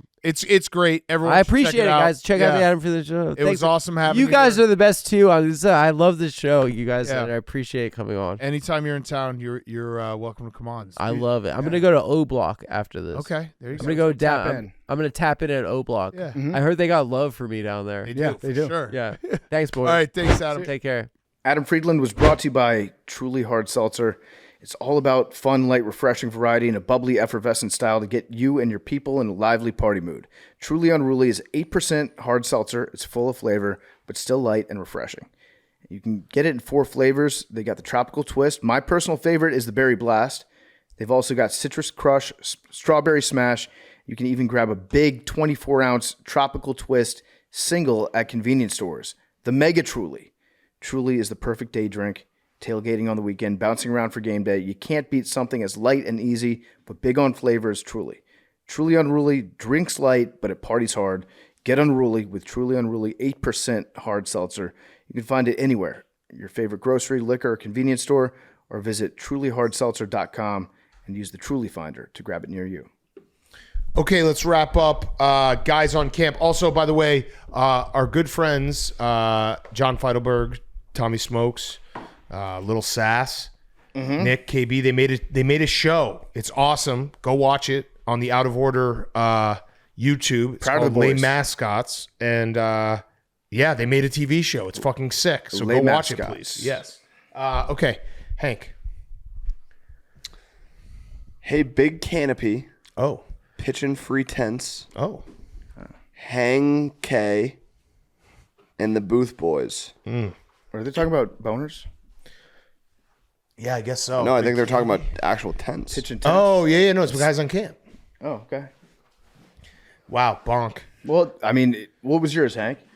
Hang K, like hang, Like your home? like hang. Okay, got it. Oh, well, thank you. On your training camp visits during Grit Week, did you ever experience the NFL players' union poll questions, and did they make sense?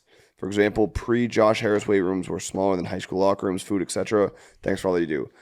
The Commanders upgraded this year. Well, Commanders was tough. We went to the Ravens, greatest facility I've ever seen. Which, ever. by the way, I think they had a bad Yeah. rating like a few years ago, and he That's basically insane. was like, "Fuck this, I'm changing it." Because remember they had the new pools just put in. The pools, it was unbelievable.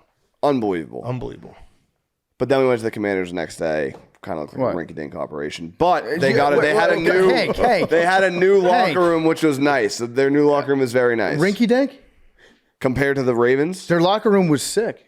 It's a great locker the room. new locker room is nice. But yeah, The Ravens did win us over with their pools. Yeah, and teams do take into account the NFLPA thing. Like, I think the Commanders a couple years ago, they got an F- for treatment of families. And I did notice that Casey Anthony is now banned from the facility. So they take active steps to correct these issues. Hank, should we do this? Players pool, Yeah, Barstool. sure. Publish the results. Just throw in the trash. I mean, I wonder what it would be though. Like, what would the facilities like? Ice cream. Ice cream not is too soupy. Ice cream has been pretty good recently. Ice cream has been good. It's Jack. been. That's good. Is it having a moment? It is having a moment. I don't know what. getting better. What would be the like facilities complaint? Is there one? The leaky roof.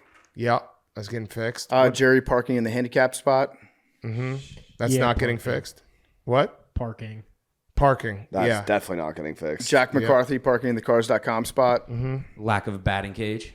Lack of a batting cage is a good one. point. I can't do Excellent anything point. about. I actually had a conversation about that. I love that. I Yeah. love that. I appreciate the effort. Yes, I've been making.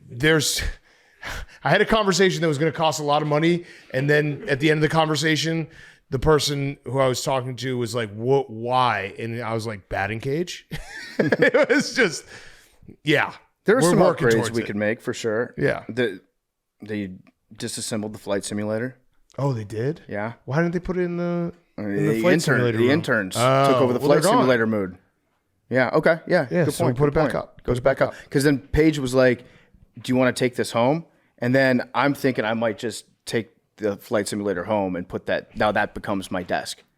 Why wouldn't you? Yeah. That's the only reason we have it. No, a lot of people Did one stream. A lot of people play on the flight simulator. How many? So many people. It's everyone. How many times did you play on the Everyone likes planes. If I had it in my own house, So if we did the NFLPA poll at Barstool, one of the things would be like PFT doesn't play with his simulator enough. yeah. Well, Hank, I work a lot, okay, and then guess what I had to do? I had to stop. I had to curtail some of my extracurricular activities, such as flight simulator, to work on my golf game. The golf simulator. Yeah. So I had to trade one for the other. Now I'm back in the skies.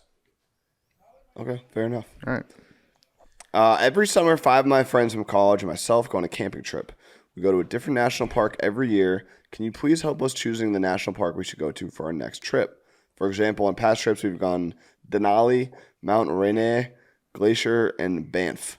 What national park should we go camping at next? Thanks, guys. Yellowstone. Fuck the Yeah, backers. you got to go Yellowstone. Yellowstone. I had a debate because I was trying to figure London. out if I was going to go to Yellowstone or if I was going to go to Glacier, and I ended up settling on Yellowstone. But then I fucked my back up, so I couldn't go to Yellowstone. But Yellowstone, if you like animals, I'm told that's the place to go. That is a place. Another one, sneaky one that's really good. Badlands.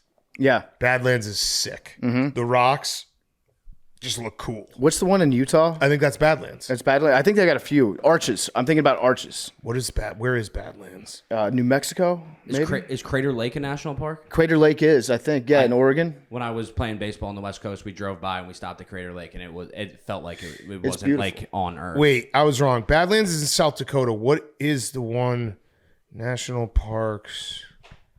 Arches, and then they got like the Salt Flats in Utah, which So I want to go to both of those. I've never been to Badlands. I need to correct myself. I would also go back to the Grand Canyon. The Grand Canyon is really, Arches really is what cool. I've been to. Yeah, Arches. So we were on the same wavelength. Arches is awesome. I'm told it's awesome. I've been to that one. And Zion.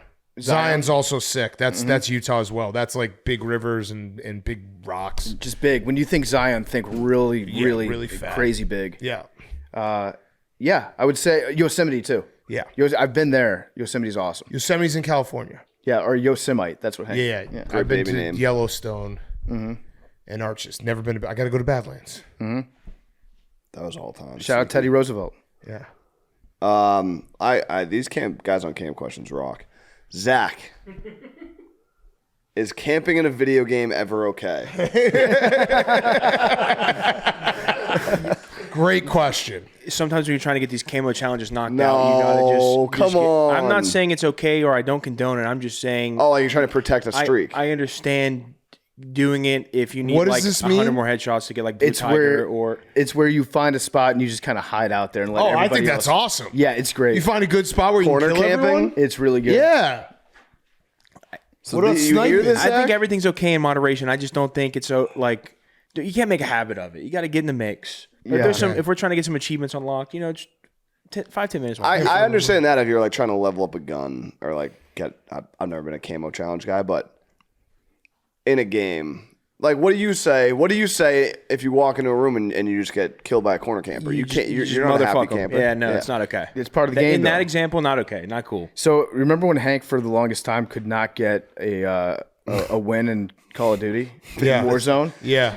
And I got like 4 wins after playing it for a week. It was great. Because Hank is almost too mobile. His ADD is so bad that he won't even I'm not even saying camp. He won't like stay in the same like 2 buildings for longer than 30 seconds. Why?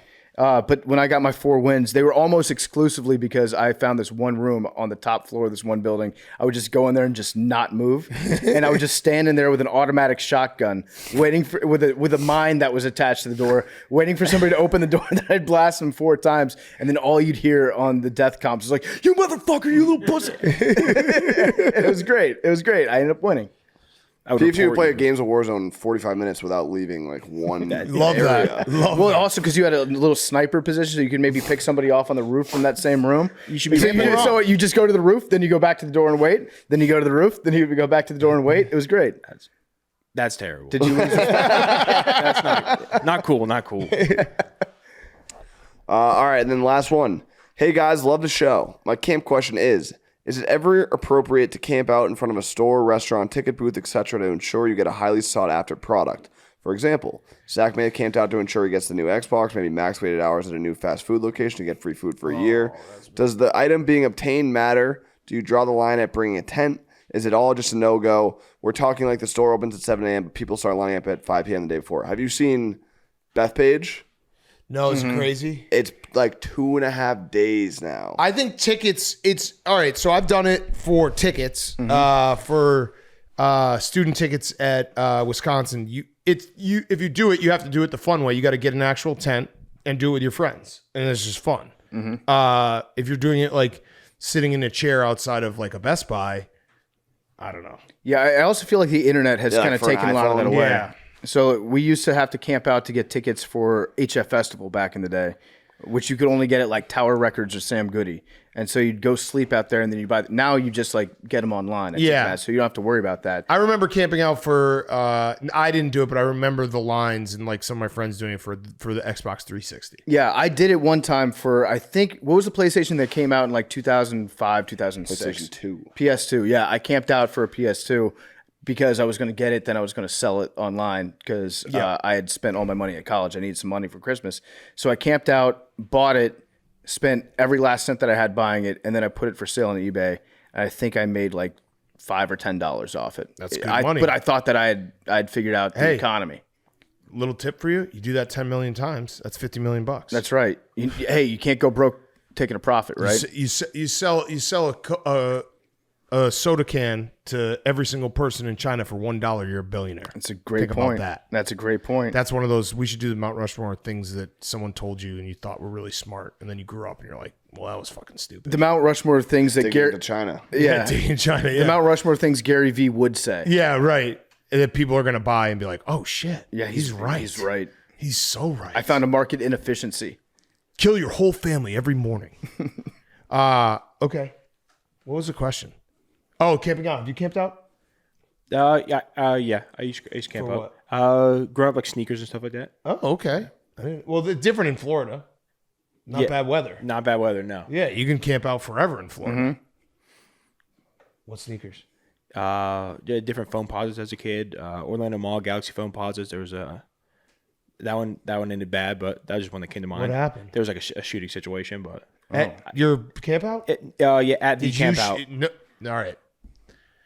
With Zach, anything's on. No. Did you shoot someone? No, Okay, not at all. Not at all. No, that was just the first one that popped in my head. Because that would be very Zach. He's like, there was a shooting situation. No, and we dig no. in. He's like, well, I had to shoot someone. Zach, not a weapon. As a Florida man, have you ever owned a gun? No, not in on weapons. I'm not on weapons. Did you ever think about it? Also, no. Okay.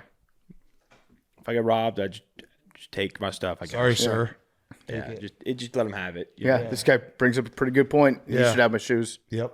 My phone posits. So did you get them? No. You left after the shooting? Didn't get them. After the shooting? I wasn't there when that happened. That happened later. Okay, got it.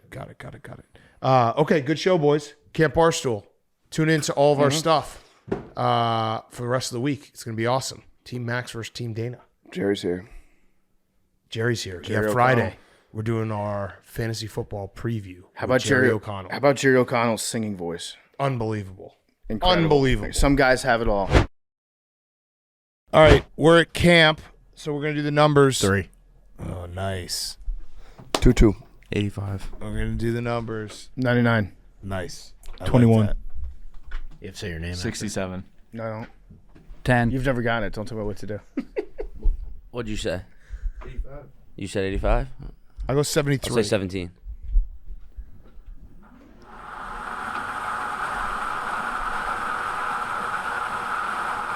Possible goals. Shout out. 36. 38. Sorry for anyone who had 36. 38. Love you guys.